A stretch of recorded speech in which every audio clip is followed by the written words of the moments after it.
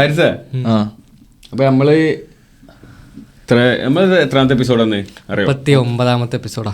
39ാമത്തെ എപ്പിസോഡാണ്. നമ്മൾ കഴിഞ്ഞ എപ്പിസോഡിൽ മാർഷൽ ആർട്സും ക്രിക്കറ്റൊക്കെ സംസാരിച്ച്.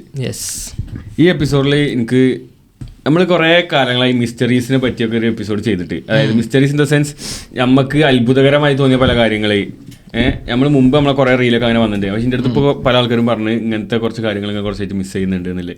അപ്പോൾ എനിക്ക് തോന്നി ഈ ഗ്രൂപ്പ് പറഞ്ഞു മറ്റേ പിരമിഡ്സിനെ പറ്റി ശരിക്ക് നിങ്ങളെ അഭിപ്രായം മനുഷ്യന്മാരുണ്ടാക്കിയത് തന്നെയാണെന്ന് തോന്നുന്നുണ്ടോ? പിരമിഡിന്റെ കൺസ്ട്രക്ഷൻ വെച്ച് നോക്കുകയാണെങ്കിൽ ആ ഒരു കാലത്ത് അത് ഉണ്ടാക്കിയെടുക്കാന്ന് വെച്ച് കഴിഞ്ഞാൽ വളരെ ബുദ്ധിമുട്ടുള്ള ഒരു കാര്യമാണ്. 2.3 മില്യൺ സ്റ്റോൺസ് വെച്ചിട്ടാണ് പിരമിഡ്സ് അവിടെ മൊത്തത്തിൽ ഉണ്ടാക്കി. പക്ഷെ ഡിഫറെന്റ് ആണ്. ഇപ്പൊ പിരമിഡ് ഓഫ് ഗിസ അല്ലേ, ഗിസയാണ് ഏറ്റവും ടോപ്പ്.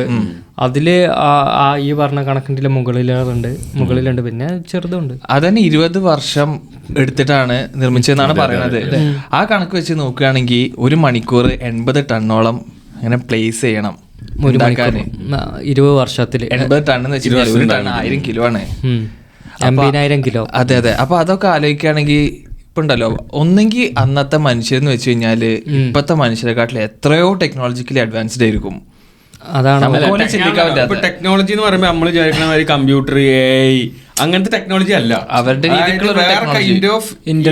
ഇന്റലിജൻസ് അവർക്ക് ഇന്റലക്ച്വലി ഒരു ഭയങ്കര പവർഫുൾ ആയിട്ടുള്ള ടെക്നോളജി ആവില്ല അവരുടെ ടെക്നോളജി. നമ്മളെ വേ ഓഫ് ടെക്നോളജിയും ഓരോരുത്തർ ഉണ്ടായിരുന്ന വേ ഓഫ് ടെക്നോളജിയും രണ്ടായിരിക്കാം. അപ്പൊ എന്താ അറിയോ, അതെ അപ്പൊ ചിലപ്പോ എവിടെയോ ആ ഒരു ടെക്നോളജി നമുക്ക് നഷ്ടപ്പെട്ടിരിക്കണേ. ഒന്നെങ്കിൽ അങ്ങനെ ആയിരിക്കാം, അല്ലെങ്കിൽ ചിലപ്പോ അന്യഗ്രഹ ജീവികളോ അല്ലെങ്കിൽ ഹ്യൂമൻസിനെക്കാട്ടിലും എത്രയോ അഡ്വാൻസ്ഡ് ആയിട്ടുള്ള ഒരു സിവിലൈസേഷൻ ആയിരിക്കും അത് നിർമ്മിച്ചിട്ടുണ്ടാവുക. അല്ലെങ്കിൽ എത്രയോ ഫ്യൂച്ചറിൽ വന്ന മനുഷ്യര് ടൈം ട്രാവൽ ചെയ്തിട്ട് അതിനൊരു പോസിബിലിറ്റി ഉണ്ട്. ടൈം ട്രാവൽ ചെയ്തിട്ട് ഞാൻ ഈ ക്വസ്റ്റ്യൻ ചോദിക്കാനുള്ള കാരണം, മനുഷ്യരാണോ ഉണ്ടാക്കിയ ക്വസ്റ്റ്യൻ ചോദിക്കാൻ കാരണം എന്താ പറയുക, ഇത് പൊതുവെ പറയപ്പെടുന്ന ഈജിപ്തിൽ പിരമിഡ്സ് ഉണ്ട്, ഈജിപ്ഷ്യൻസ് ആണ് അല്ലെ അന്നത്തെ ഫറോ, ആ കാലഘട്ടം ഫറോ അല്ല ഇന്ത്യക്ക് എത്രയോ മുന്നാന്ന് തോന്നുന്നു, ആ കാലഘട്ടത്തിൽ ഉണ്ടാക്കിയ ആൾക്കാരാണ് പറയുന്നത്. പക്ഷേ റീസെന്റ് 2016 ഞാൻ റീസെന്റ് എന്ന് പറയുമ്പോൾ കഴിഞ്ഞ വീഡിയോയിൽ ആരോ പറഞ്ഞിട്ടുണ്ട് 90s കിഡ്സിലാണ് റീസെന്റ് 2016 കുറെ കൊല്ലങ്ങൾക്ക് മുന്നാണെന്നുള്ളത്. അപ്പോൾ ഓക്കെ, കുറച്ച് മുമ്പ് 2016 അന്റാർട്ടിക്കയില് ഒരു പിരമിഡ് കണ്ടുപിടിച്ചു. ഓക്കെ, ഈ പിരമിഡാണ്, ഇത് നാച്ചുറൽ ആയിട്ടുള്ളൊരു മൗണ്ടെയിൻ അല്ല എന്ന് പറയാനുള്ള റീസൺ എന്ന് പറഞ്ഞു കഴിഞ്ഞാൽ ഇതിൻ്റെ എല്ലാ സൈഡും സിമെട്രിക് ആണ്. ഓക്കെ, ഇന്നേ വരെ ലോകത്ത് നാച്ചുറലി ഒരു മലയോ അല്ലെങ്കിൽ ഒരു കുന്നോ അങ്ങനെ ഒരു സാധനവും സിമെട്രിക്കൽ ആയിട്ടില്ല. 3 സൈഡിന്റെ കൂടുതൽ സിമെട്രിക് ആയിട്ടില്ല, അല്ലെങ്കിൽ അറ്റ്ലീസ്റ്റ് 2 സൈഡ് 3 സൈഡും അതിൽ കൂടുതൽ സിമെട്രിക് ആയിട്ടുള്ള സാധനം ഇല്ല. അപ്പോൾ അതാണ് പിരമിഡ്സ്. ഇങ്ങനെ അന്റാർട്ടിക്കയിൽ ഈ കണ്ടുപിടിച്ച സാധനം ഇതിന്റെ 4 സൈഡും സിമെട്രിക്കലാണ്. അപ്പോൾ അതിനർത്ഥം അത് ഒന്നെങ്കിൽ പിരമിഡ്സ് ഉണ്ടാക്കിയ പോലെ തന്നെ ഉണ്ടാക്കിയ ഒരു ഐറ്റമാണ്, ഉണ്ടാക്കിയ സാധനമാണ്. ഒന്നെങ്കിൽ മാൻമെയ്ഡ് ആണെങ്കിൽ ഇതും മാൻമെയ്ഡ് ആണ്. അത് ആരാണോ ഉണ്ടാക്കിയത് അതേ ആൾക്കാർ തന്നെ ആയിരിക്കണം ഇതും ഉണ്ടാക്കിയത്. ടെക്നോളജി ഉപയോഗിച്ചിട്ടുണ്ട്. അപ്പോൾ ഇത് അന്റാർട്ടിക്കയിൽ ഉണ്ടാക്കണം എന്നുണ്ടെങ്കിൽ ഇത് ഈജിപ്ഷ്യൻസ് തന്നെ ഉണ്ടാക്കിയതാവണം എന്നില്ല. കാരണം ഈജിപ്ഷ്യൻസ് ഉണ്ടാക്കിയത് ഈജിപ്തിലായിരിക്കാം. ഇത് വേറെ കൈൻഡ് ഓഫ് ഈ തിയറീസിൽ പറയണ പോലെ ഏലിയൻസ് അല്ലെങ്കിൽ വേറെ എന്തെങ്കിലും ടെക്നോളജീസ് ഉപയോഗിച്ച് അന്നത്തെ കാലത്തെ ആൾക്കാർക്ക് ഈജിപ്തിലല്ലാതെ വേറെ സ്ഥലങ്ങൾ ഉണ്ടാക്കിയിട്ടുണ്ടായിരിക്കാം എന്നാണ് പറയുന്നത്. അതേപോലെ തന്നെ മൗണ്ട് കൈലാഷ് ഉണ്ടല്ലോ, ഇതേപോലത്തെ ഒരു സംഭവം, അതും ഒരു മല അല്ല എന്ന് പറയുന്നുണ്ട്. അതെന്താണ് അതിന്റെ തിയറി? അതും ഇതുപോലത്തെ ഒരു മാൻമെയ്ഡ് സ്ട്രക്ചർ എന്ന് പറയുന്നത് അതിന്റെ ഈ പോലത്തെ സിമെട്രിയും കാര്യങ്ങളൊക്കെ നോക്കുമ്പോൾ അപ്പൊ അങ്ങനത്തെ ഒരുപാട് നിഗൂഢതകൾ. ഇതിപ്പോ ഞാൻ പറഞ്ഞില്ലേ 2016 ഇത് കണ്ടുപിടിക്കാനുള്ള കാരണം മഞ്ഞുരുകി അങ്ങനെ അത് തെളിഞ്ഞു വന്നതാണ്, മനസ്സിലായില്ലേ? അപ്പോൾ ചിലപ്പോൾ ഇനിയും ഇല്ലാത്ത ആ ഏരിയാസിൽ ചിലപ്പോൾ ഇനിയും ഉണ്ടാവാം എന്നുള്ള സ്കോപ്പും കൂടി അവിടെ ഉണ്ട്. നമ്മൾ ശരിക്കും പിരമിഡ് പറയുമ്പോൾ നമ്മളെ മനസ്സിലൊരു പിക്ചർ ഉണ്ടല്ലോ, ആ ഒരു പറയണെന്ന് വെച്ച് കഴിഞ്ഞാല് സത്യത്തിൽ ആ കളറല്ലായിരുന്നു, ഒരു തൂവെള്ള കളറായിരുന്നു. ലൈം സ്റ്റോൺ ഒക്കെ വെച്ചിട്ട്, അതായത് ഈ സൂര്യപ്രകാശം വരുമ്പോൾ തിളങ്ങിനു വെള്ള കളറ്. പിന്നെ അതിങ്ങനെ ഉണ്ടായിട്ടാണ് അത് പോയത് എന്നൊക്കെയാണ് പറയുന്നത്. ഞാൻ കേട്ടൊരു കഥയിൽ പറയുന്നത് വെച്ചാൽ ലൂട്ട് ചെയ്യപ്പെട്ടിട്ടുണ്ടെന്ന് പറയുന്നുണ്ട്. അതതിന്റെ അകത്ത് അല്ല, പുറത്തുനിന്ന് തന്നെ ലൈം സ്റ്റോൺസ് തന്നെ. ഈ ലൈം സ്റ്റോൺ ആണ് ഇതിലിപ്പോ നമ്മൾ കാണുന്ന കല്ലുകളല്ലാതെ വേറെ ലൈം സ്റ്റോൺ, ഇതിന്റെ ലൈം കവറിങ്ങും ലൈം സ്റ്റോൺസ് തന്നെ ഉണ്ടായിരുന്നു. ഈ സ്റ്റോൺസ് എല്ലാം ഇപ്പൊ നമ്മൾ കാണുന്ന പിരമിഡ് സ്റ്റെപ്പ് ബൈ സ്റ്റെപ്പ് ആണല്ലോ. ശരിക്കും ഇത് സ്റ്റെപ്പ് ബൈ സ്റ്റെപ്പ് അല്ല, കംപ്ലീറ്റ്ലി സ്മൂത്ത് ചെയ്ത പോളിഷ് ചെയ്തൊരു ഫിഗർ ആയിരുന്നു. അപ്പൊ ഈ സ്മൂത്ത് ചെയ്യാൻ ഉപയോഗിച്ചിരുന്നത് ലൈം സ്റ്റോൺസ് വെച്ചിട്ടാണ് അവർ കട്ട് ചെയ്ത് സെറ്റ് ചെയ്ത് വെച്ചിരുന്നത്. ഇത് പറയപ്പെടുന്നതാണ്. അപ്പോൾ ഈ ലൈം സ്റ്റോൺസ് പല കാലങ്ങളായിട്ട് ഇവിടെ വന്ന മനുഷ്യർ തന്നെ, പല പ്രൊവിൻസിൽ നിന്ന് വന്ന ആൾക്കാർ, ഇപ്പോൾ നമ്മൾക്ക് ഇന്ത്യയിൽ ഇൻവേഷൻ ചെയ്ത ബ്രിട്ടീഷുകാർ എന്നൊക്കെ പറയുന്ന പോലെ പല ആൾക്കാർ ഇവിടെ വന്നിട്ട് ആ ലൈം സ്റ്റോൺസ് എടുത്തുകൊണ്ട് പോയിട്ടുണ്ട്. അവരുടെ സിറ്റീസിൽ അവരത് എടുത്ത് ലൂട്ട് ചെയ്യപ്പെട്ടിട്ടുണ്ടെന്ന് പറയുന്നുണ്ട്. ഓക്കെ, ഇതെന്താ നമ്മളിപ്പോ ഇങ്ങനെ പറയപ്പെടുന്നൊക്കെ പറയാൻ കാരണം വെച്ച് കഴിഞ്ഞാൽ ഇതിനെ പറ്റിയിട്ട് ആർക്കും അറിഞ്ഞൂടാ കറക്റ്റ് ആയിട്ട്. അതുകൊണ്ട് തന്നെയാണ് നമ്മൾ പല സോഴ്സിൽ നിന്ന് കാര്യങ്ങൾ കേൾക്കുമ്പോൾ ഓരോരുത്തർക്കും ഓരോ തിയറി, ഇതൊക്കെ തിയറീസ് ആണ് എങ്ങനെ ഉണ്ടാക്കിയിട്ടുള്ളതെന്ന് വെച്ച് കഴിഞ്ഞാൽ ആർക്കും ഇപ്പോഴും അതൊരു one of the 7 wonders of the world ആയി നിൽക്കാനുള്ള കാരണം അതാണ്. ഇപ്പോഴും കൺക്ലൂസീവ് ആയിട്ട് ആർക്കും അറിയില്ല അത് എങ്ങനെ ഉണ്ടാക്കിയിട്ടുള്ളതെന്ന്. പക്ഷേ തിയറി ഉണ്ടായിരുന്നു, മറ്റേ അലക്സാണ്ട്രിയയില് മ്യൂസിയം ഉണ്ടായിരുന്നില്ലേ, അത് ജൂലിയസ് സീസർ നശിക്കും വരെ അതിൽ അതെങ്ങനെ ഉണ്ടാക്കിയെന്നുള്ള എല്ലാം രേഖപ്പെടുത്തിയ തെളിവുണ്ടായിരുന്നു എന്നാണ് പറഞ്ഞത്. പക്ഷേ ഈ റോമൻ എംപയർ വന്ന് നശിപ്പിച്ചപ്പോൾ, ആ ലൈബ്രറി നശിപ്പിച്ചപ്പോൾ എല്ലാം പോയി എന്നാണ് പറയുന്നത്. അതാണ് ഞാൻ ചിന്തിച്ചത്. കാരണം ഇപ്പൊ നമ്മൾ ഹിസ്റ്ററിയിൽ നിന്ന് എന്തെടുത്തു കഴിഞ്ഞാലും എന്തൊക്കെ സാധനങ്ങൾ ഉണ്ടാക്കിയാൽ അതിൻ്റെയൊക്കെ ഒരു രേഖയോ അല്ലെങ്കിൽ അത് കൈമാറി വന്നതിന്റെ ഒരു ചരിത്രമോ എന്തെങ്കിലും നമുക്ക് കിട്ടും. പക്ഷെ പിരമിഡ്സ് എങ്ങനെ ഉണ്ടാക്കിയെന്നോ അല്ലെങ്കിൽ അതിന്റെ ഇവോൾവ് ചെയ്തതിന്റെ ചരിത്രമൊന്നും ലോകത്ത് എവിടെയില്ല. അത് ഒന്നെങ്കിൽ തുടച്ച് മാറ്റിയതായിരിക്കാം അല്ലെങ്കിൽ മാറ്റപ്പെട്ടതായിരിക്കാം. ഉണ്ടോന്ന് വെച്ചാൽ ഇപ്പൊ ദീപം പറഞ്ഞ പോലെ തന്നെ ഒരുപാട് ആളുകൾ പറയുന്ന തിയറീസ് ആണ്. ഇപ്പൊ ഈ മമ്മീസിന്റെ മേലുള്ള ആ കവറിങ്, ഔട്ടർ കവറിങ്, അതിന്റെ മേലൊക്കെ ആർട്ട് വർക്ക് പോലത്തെ ഇതുണ്ടല്ലോ. ഈ ആർട്ട് വർക്കിലൊക്കെ ശരിക്കും ഇതെങ്ങനെയാണോ കൺസ്ട്രക്ട് ചെയ്തത് എന്നുള്ളത് സ്റ്റോറീസ് പോലെ ഇങ്ങനെ ആർട്ട് വർക്കിൽ എഴുതി വെച്ചതായിട്ടൊക്കെ ആളുകൾ പറയുന്നുണ്ട്. അല്ല, ഈ ആർട്ട് വർക്കിന്റെ കാര്യം പറഞ്ഞപ്പോഴോ ഇതുപോലെ ഒരു ആർട്ട് വർക്ക്സ് അതേപോലെ തന്നെ ഈ സ്റ്റോൺസിന്റെ ഇടയിലുള്ള ചില ഓർഗാനിസംസ് ഒക്കെ ഉണ്ടാവും. അത് ഇങ്ങനെ ടെസ്റ്റ് ചെയ്തപ്പോൾ അതിന്റെ ഏജ് വെച്ചിട്ടാണ് ഇവർ ഇത് പറയുന്നത്. ഈ പിരമിഡ്സ് എത്ര ഇയേഴ്സ് മുന്നുണ്ടാക്കിയതാണ്. അപ്പോൾ ഇവരെ ഏറ്റവും ഇതുവരെ കണ്ടുപിടിച്ചതിൽ, ഇനി കണ്ടുപിടിക്കുമെന്നും അറിയില്ല, ഇതുവരെ കണ്ടുപിടിച്ച ഏറ്റവും 2500 BC, അത് എത്ര വർഷങ്ങൾക്ക് മുന്നേ, ഏകദേശം 2500 BC-യിലാണ് ഇത് ക്രിയേറ്റ് ചെയ്യപ്പെട്ടതെന്ന് പറയുന്നുണ്ട്. അതിന്റെ റീസൺ തന്നെ ആ അത്രയും കൈൻഡ് ഓഫ് ഏജ് ഉള്ള ഓർഗാനിസത്തിന് അവർക്ക് കിട്ടി. അതിലുള്ള ഓർഗാനിസത്തിന്റെ ഏജിങ് വെച്ചിട്ടാണ് അവരിത് കണ്ടുപിടിച്ചിട്ടുള്ളത്. പക്ഷെ അത് ഉറപ്പില്ല അത് തന്നെയാണെന്നുള്ളത്. വേറൊരു തിയറി പറയുന്നത് എന്താ വെച്ചിട്ടുണ്ടെങ്കിൽ, ഇത് ഈ ഫറോവാസ് ഇത് ക്രിയേറ്റ് ചെയ്യുന്നതിന് മുമ്പ് തന്നെ ഇതിന്റെ സ്ട്രക്ചർ എങ്ങനെ ആയിരിക്കണം എന്നുള്ള ഒരു പ്ലാനൊക്കെ വരച്ചു വെച്ചൊരു സിവിലൈസേഷൻ ഉണ്ടായിരുന്നതിന്റെ മുമ്പ് അവരുടെ അടുത്ത് നിന്നാണ് ഇത് കിട്ടിയിട്ടാണ് ഫറോവാസ് ഇത് ചെയ്തതെന്ന് പറയുന്നുണ്ട് കുറേ വർഷങ്ങൾക്ക് മുമ്പ്. അപ്പോൾ അങ്ങനെ പറയുന്ന തിയറീസും ഉണ്ട്. പക്ഷെ എന്താ പറയുക, ഇപ്പോൾ ഫാരിസ് പറഞ്ഞ പോലെ തന്നെ 20 വർഷം കൊണ്ട് ഇത് തീരുമെന്നുള്ളൊരു ക്വസ്റ്റ്യൻ ചോദിച്ചല്ലോ. ഇതിൽ വേറെ പ്രത്യേകത എന്ന് വെച്ച് കഴിഞ്ഞാൽ ഇത് വെറുതെ കല്ല് വെച്ച് പോയാൽ പോരാ, അത്രയും പ്രിസൈസ് ആയിട്ട് ബേസ് വെച്ച് പോയാലേ മുകളിൽ എത്തുമ്പോൾ ഈ ഷേപ്പ് ആവുള്ളൂ. ഒരു ഇടയിലൊരു കല്ല് 1 ഇഞ്ച് ഒന്ന് അങ്ങോട്ടോ ഇങ്ങോട്ടോ, കാരണം അത്രയും വലിപ്പമുണ്ട്. നമ്മളിത് 4 കല്ല് വെക്കണ മാതിരിയല്ല, എത്രയോ 2500 കിലോ ഉണ്ട് ഒരു ബ്ലോക്ക്. 3000 വർഷത്തോളം ഏറ്റവും ഹയസ്റ്റ് ടോളസ്റ്റ് ബിൽഡിങ്സ് ഒക്കെ ഹ്യൂമൻ കൺസ്ട്രക്റ്റഡ് സംഭവം എന്ന് പറയപ്പെടുന്നത് ഇതായിരുന്നു. അപ്പൊ എന്താ വെച്ചാൽ ഇത്രയും 1 ഇഞ്ച് പോലും ഒന്ന് ചെരിഞ്ഞാൽ പോലും പിന്നെ അത് മുകളിലേക്ക് ഇത് വെച്ച് വരുമ്പോൾ പല കല്ലുകളും ചേഞ്ച് ചെയ്താൽ തന്നെ ഷേപ്പ് മാറി. മനസ്സിലായില്ലേ? അപ്പോൾ അത്രയും പ്രിസൈസ് ആയിട്ട് ഇത് ചെയ്യണം. അപ്പൊ അത്രയും ടൈം എടുത്തിട്ട് ചെയ്യാൻ പറ്റുള്ളൂ. മനസ്സിലായില്ലേ? എന്നിട്ട് പോലും 20 വർഷത്തിനുള്ളിൽ തീർക്കാന്ന് പറഞ്ഞു കഴിഞ്ഞാൽ. പിന്നെ ഒരു തിയറി കണ്ടിരുന്നു, അത് എങ്ങനെ ഉപയോഗിച്ചിരുന്നു വെച്ചിട്ടുണ്ടെങ്കിൽ അവര് വെള്ളം ചാല് കെട്ടിയിട്ട് ആ ചാലിൽ ഈ വെള്ളം പക്ഷെ അത് ബേസ് വരെ എത്തിക്കാൻ പറ്റും. എന്നാലും മേലൊക്കെ എങ്ങനെ കയറ്റും എന്നുള്ള കാര്യത്തിലാണ്. പിന്നെ റാംസ് ഉപയോഗിച്ചിട്ട് അങ്ങനെ കയറ്റിയത്. ഇപ്പൊ നമ്മളെ സൂയിസ് കനാലിലൊക്കെ ഷിപ്പ് കയറ്റുന്ന പോലെ ആ ഒരു കൈൻഡ് ഓഫ് വെച്ചിട്ടാണ് മുകളിൽ വരെ കയറ്റി എന്നൊക്കെ പറയപ്പെടുന്നത്. പക്ഷെ ഇത് പറഞ്ഞപ്പോഴാണ് ഞാൻ വേറെ 2 ചെക്കന്മാരുടെ ഒരു പോഡ്കാസ്റ്റിന്റെ ഒരു വീഡിയോ കണ്ടിട്ടുണ്ടായിരുന്നു. അതിൽ അവര് റാൻഡംലി ഈ ഒരു ടോപ്പിക് വന്ന സമയത്ത് അവർ പറയുന്നുണ്ട്, അതായത് റഷ്യയിലൊരു സയന്റിസ്റ്റ്, അങ്ങനെ ഇത് തുടങ്ങുന്നത്, റഷ്യയിലൊരു സയന്റിസ്റ്റ് ഇങ്ങനെ വണ്ടുകളെ പറ്റി അതേപോലെ ഫ്ലൈസിനെ പറ്റിയൊക്കെ പഠിക്കുന്ന ഒരു സയന്റിസ്റ്റ് ഉണ്ട്. അപ്പോൾ മൂപ്പര് ഒരു കൈൻഡ് ഓഫ് ബീറ്റിൽസിനെ ഈജിപ്തിൽ നിന്ന് മൂപ്പർ ഇങ്ങനെ പല ഒന്നുമില്ല ബീറ്റിൽസിനെ പറ്റി ഇങ്ങനെ പഠിക്കുന്ന ആളാണ്. അപ്പോൾ ഈജിപ്തിൽ കൈൻഡ് ഓഫ് ബീറ്റിൽസിന് മൂപ്പർക്ക് കിട്ടിയിട്ട് മൂപ്പർ അതിനെ പറ്റി പഠിക്കുകയാണ്. അപ്പോൾ അവരുടെ ചിറക് എന്ന് പറഞ്ഞു കഴിഞ്ഞാൽ ഇപ്പോൾ നമ്മൾ 2 നോർത്ത് പോളോ അല്ലെങ്കിൽ നമ്മൾ സ്കൂളിൽ നിന്നൊക്കെ പഠിച്ചിട്ടുണ്ടാവും ബാർ മാഗ്നറ്റ് ഒക്കെ എല്ലാ ചെറിയ ക്ലാസ്സിലും പഠിക്കണം. അപ്പോൾ 2 ഒരേപോലത്തെ പോളോ അടുപ്പിച്ച് വന്നു കഴിഞ്ഞാൽ ഇത് റിപ്പൾസീവാണ്, അത് ഭയങ്കര ഫോഴ്സാണ്. അതേപോലെയാണ് ഈ ബീറ്റിൽസിന്റെ ചിറക് എന്ന് പറയുന്നുണ്ട്. അതായത് ഇങ്ങനെ അടിക്കുമ്പോൾ തട്ടുമ്പോൾ ഭയങ്കര ഫാസ്റ്റ് ആയിട്ട് തിരിച്ചു പോകും. അപ്പോൾ അങ്ങനെയാണ് അവർ അടിക്കുന്നത്. അതിൻ്റെ ഫോഴ്സ് ഈ സെയിം ബീറ്റിൽസ് ഈജിപ്തിലെ ഈ പറഞ്ഞ ആർട്ട് വർക്ക്സ് ഒക്കെ ഉണ്ട്, അതിൽ പല സ്ഥലങ്ങളിലും കണ്ടുവന്നിട്ടുണ്ട്. ഓക്കെ, മൂപ്പര് ഈ ബീറ്റിൽസിന്റെ കുറച്ച് സെറ്റ് ഓഫ് ബീറ്റിൽസിനെ വെച്ചിട്ട് ഒരു ലെവിറ്റേറ്റിംഗ് ആയിട്ടുള്ള ഒരു സാധനം ഉണ്ടാക്കിയിട്ടുണ്ട്.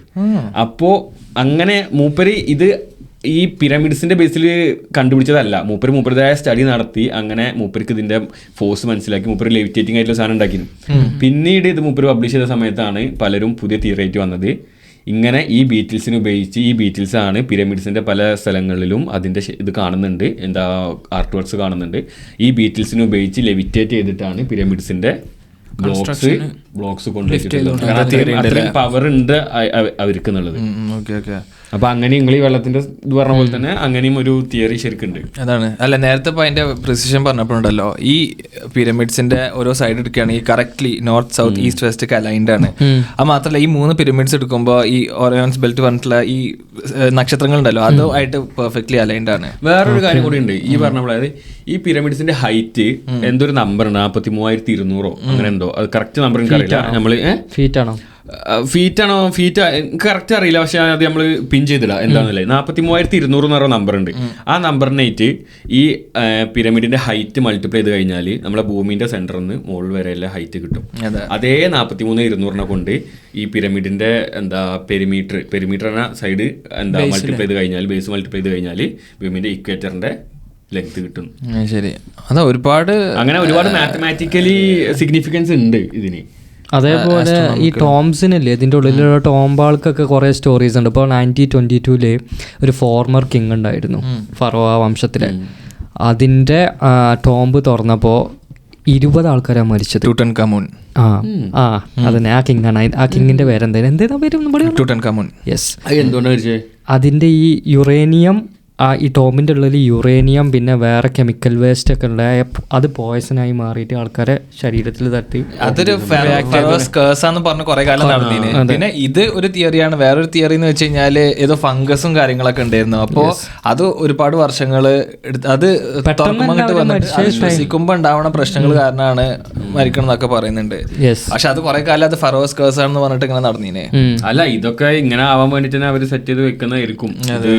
ഇത് എന്താ സീൽ ചെയ്യുന്നതിന് മുന്നേ മമ്മി മൂവി, മമ്മി ഞാൻ കണ്ടിന്, അടിപൊളി സാധനമാണ്. ആ മൂവിയിലുണ്ടല്ലോ കുറെ ജീവികളൊക്കെ വരുന്നു, ആ ബീറ്റിൽസും അവര് മമ്മിഫിക്കേഷൻ കാര്യങ്ങളെല്ലാം കാണിക്കുന്നുണ്ട്. അതായത് അന്നത്തെ ഈ ഫറോസും ഈജിപ്ഷ്യൻസും ഒക്കെ മറ്റ് മതവിശ്വാസങ്ങളെ പോലെ തന്നെ അവരും ആഫ്റ്റർ ലൈഫിൽ വിശ്വസിച്ചിരുന്നു. അതായത് അവര് വിശ്വാസപ്രകാരം മരിച്ചു കഴിഞ്ഞ് കഴിഞ്ഞാൽ ആ ബോഡി ആയിട്ട് അവരുടെ സോൾ റീകണക്ട് ചെയ്യാൻ വേണ്ടിയിട്ടാണ് അവർ ഈ ബോഡി പ്രിസർവ് ചെയ്യണത്. മമ്മിഫിക്കേഷൻ ചെയ്ത് കഴിഞ്ഞാൽ ബേസിക്കലി ആ ശരീരം കേട് വരൂല.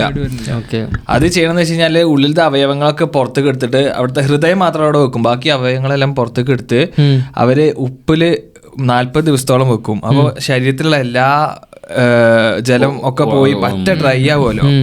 എന്നിട്ട് പിന്നെ വേറെ കുറച്ച് എണ്ണയും മറ്റേ ലിനന്റെ ക്ലോത്ത് വെച്ചിട്ട് ഇങ്ങോട്ട് മറച്ചിട്ട് പിന്നെ ഈ ശവകുടീരത്തിൽ വെച്ച് കഴിഞ്ഞാൽ അത് കാലാകാലം അങ്ങനെ പ്രിസർവ് ചെയ്യാനുള്ള ഒരു വഴിയാണ് മമ്മിഫിക്കേഷന്. ഈ ആഫ്റ്റർ ലൈഫിൽ വിശ്വസിക്കുന്നതുകൊണ്ട് തന്നെ രാജാക്കന്മാരൊക്കെ സ്വർണ്ണങ്ങളും മറ്റു കാര്യങ്ങളൊക്കെ ഒരു സൂക്ഷിച്ചു വെച്ചാൽ പിന്നീട് അടുത്ത ജന്മത്തിൽ ഉപയോഗിക്കാൻ. അതാണ് അവരുടെ സീൽ ചെയ്ത പെട്ടിന്റെ ഉള്ളിൽ കുറെ പല ആളുകൾക്കും ഈ ഇതൊക്കെ കിട്ടും, കോസ്റ്റ്യൂം കാര്യങ്ങളൊക്കെ. അതന്നെ ഒരുപാട് അതും മോഷ്ടിച്ചിട്ടുണ്ട് ഇഷ്ടംപോലെ ആൾക്കാരല്ലേ.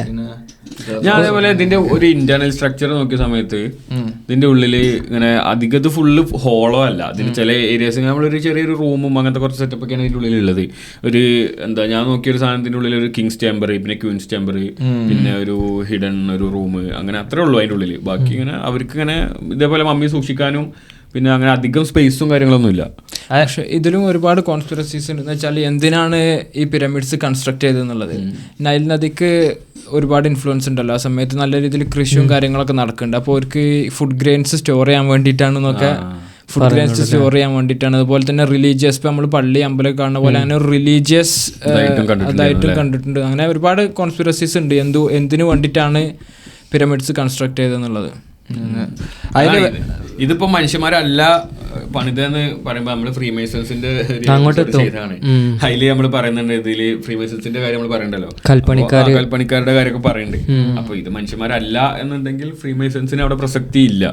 അതെ, അവിടെ നിന്നാണല്ലോ ഫ്രീമേസൺസിന്റെ ഉത്ഭവം എന്ന് പറയുന്നത്.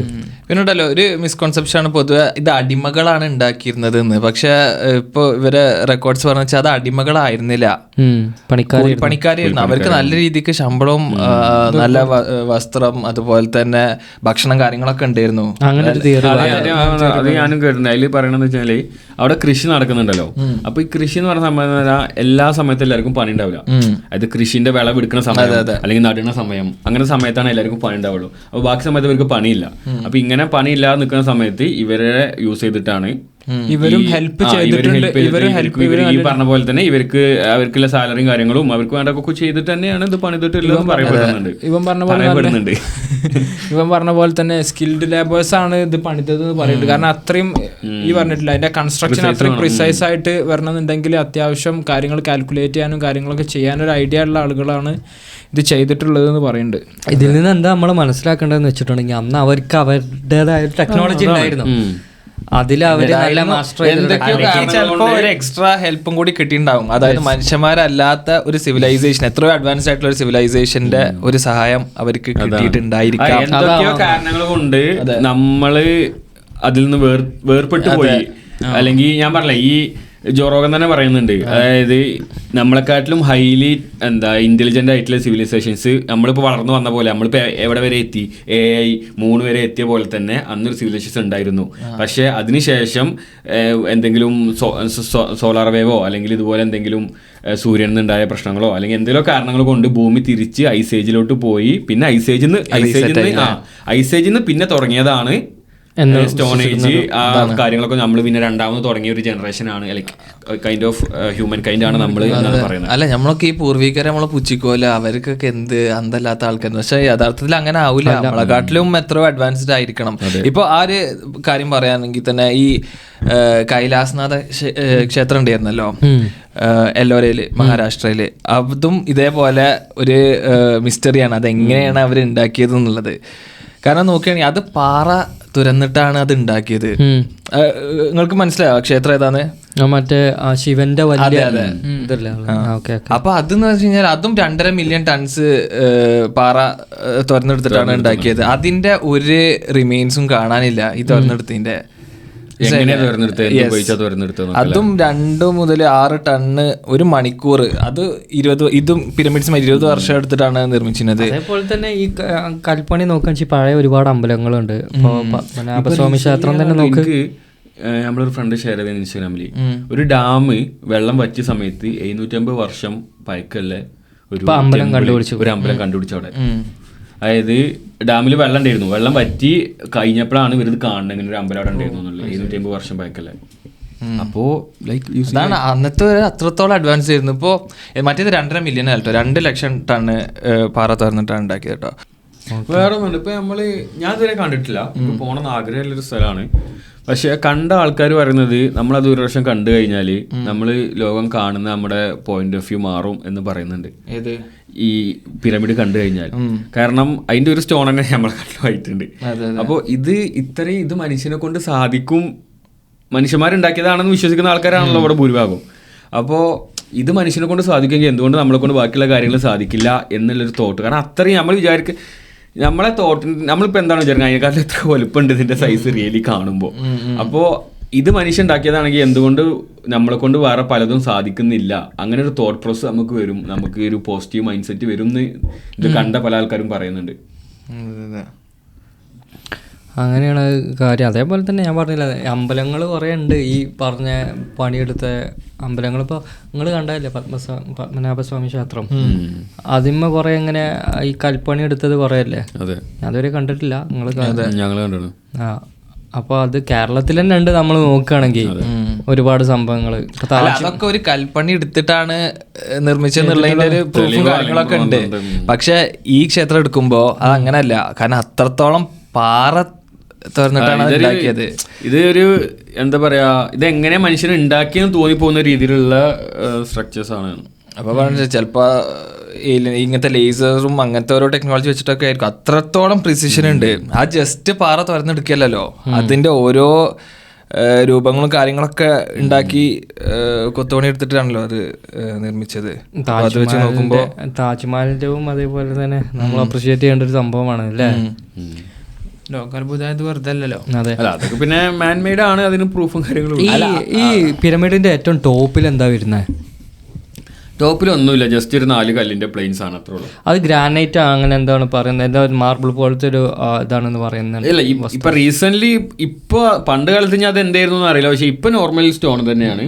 പണ്ട് കാലത്ത് ഞാൻ ഈ പറഞ്ഞ മാതിരി നമ്മൾ ലൈം സ്റ്റോൺ ഒക്കെ ലൂട്ട് ചെയ്ത് പോയി എന്ന് പറഞ്ഞില്ല, അതേപോലെ ഇനി എന്തെങ്കിലും ഉണ്ടായിരുന്നോ അറിയില്ല. പക്ഷെ അതിന് ഫുള്ള് ഇപ്പൊ റീസെന്റ് ഒരു ഗോൾഡ് ഒരു സെറ്റപ്പ് ഉണ്ടായിരുന്നു. ഈ പറഞ്ഞ വെള്ള കളർ അല്ലായിരുന്നില്ല ഇതിന്റെ ഒരു അനിമേറ്റഡ് വെർഷൻ ഞാൻ കണ്ടിട്ടുണ്ട്. അതിന്റെ മുകളിൽ ഒരു ഗോൾഡിന്റെ ഒരു സംഭവം വെച്ചിരുന്നു.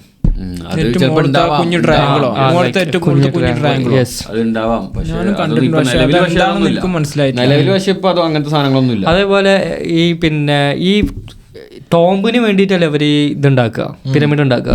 അത് ഓൺലി റോയൽ ഫാമിലി, അതായത് ഈ ഫറോ ഫാമിലി മാത്രമേ ഉണ്ടായിരുന്നുള്ളൂ, അതോ അവിടെ മരിച്ചിരുന്ന എല്ലാവർക്കും വേണ്ടിയിട്ടുണ്ടായിരുന്നു? ഫറോവന്റെ കാലഘട്ടത്തിലാണ് ഉണ്ടാക്കിയിട്ടുള്ളത്. അതെ, ആ ഫറോ എന്ന് വെച്ചാൽ ആ ഒരു റാംസസ് ഫറോസിന് മാത്രല്ല, പിന്നെ ഈ അവർക്കുണ്ടായിരുന്നല്ലോ ഈ മേൽജാതി പറഞ്ഞ ഈ എലീറ്റ് ക്ലാസ്സസ് ഉണ്ടല്ലോ, അവരുടെ റെപ്രസെന്റേറ്റീവ്സിന് ഇതുപോലെ ചെയ്തിരുന്നു എന്നാ പറഞ്ഞത്. അതുപോലെ ഒരുപാടെണ്ണം തകർക്കപ്പെട്ടിട്ടുണ്ട്.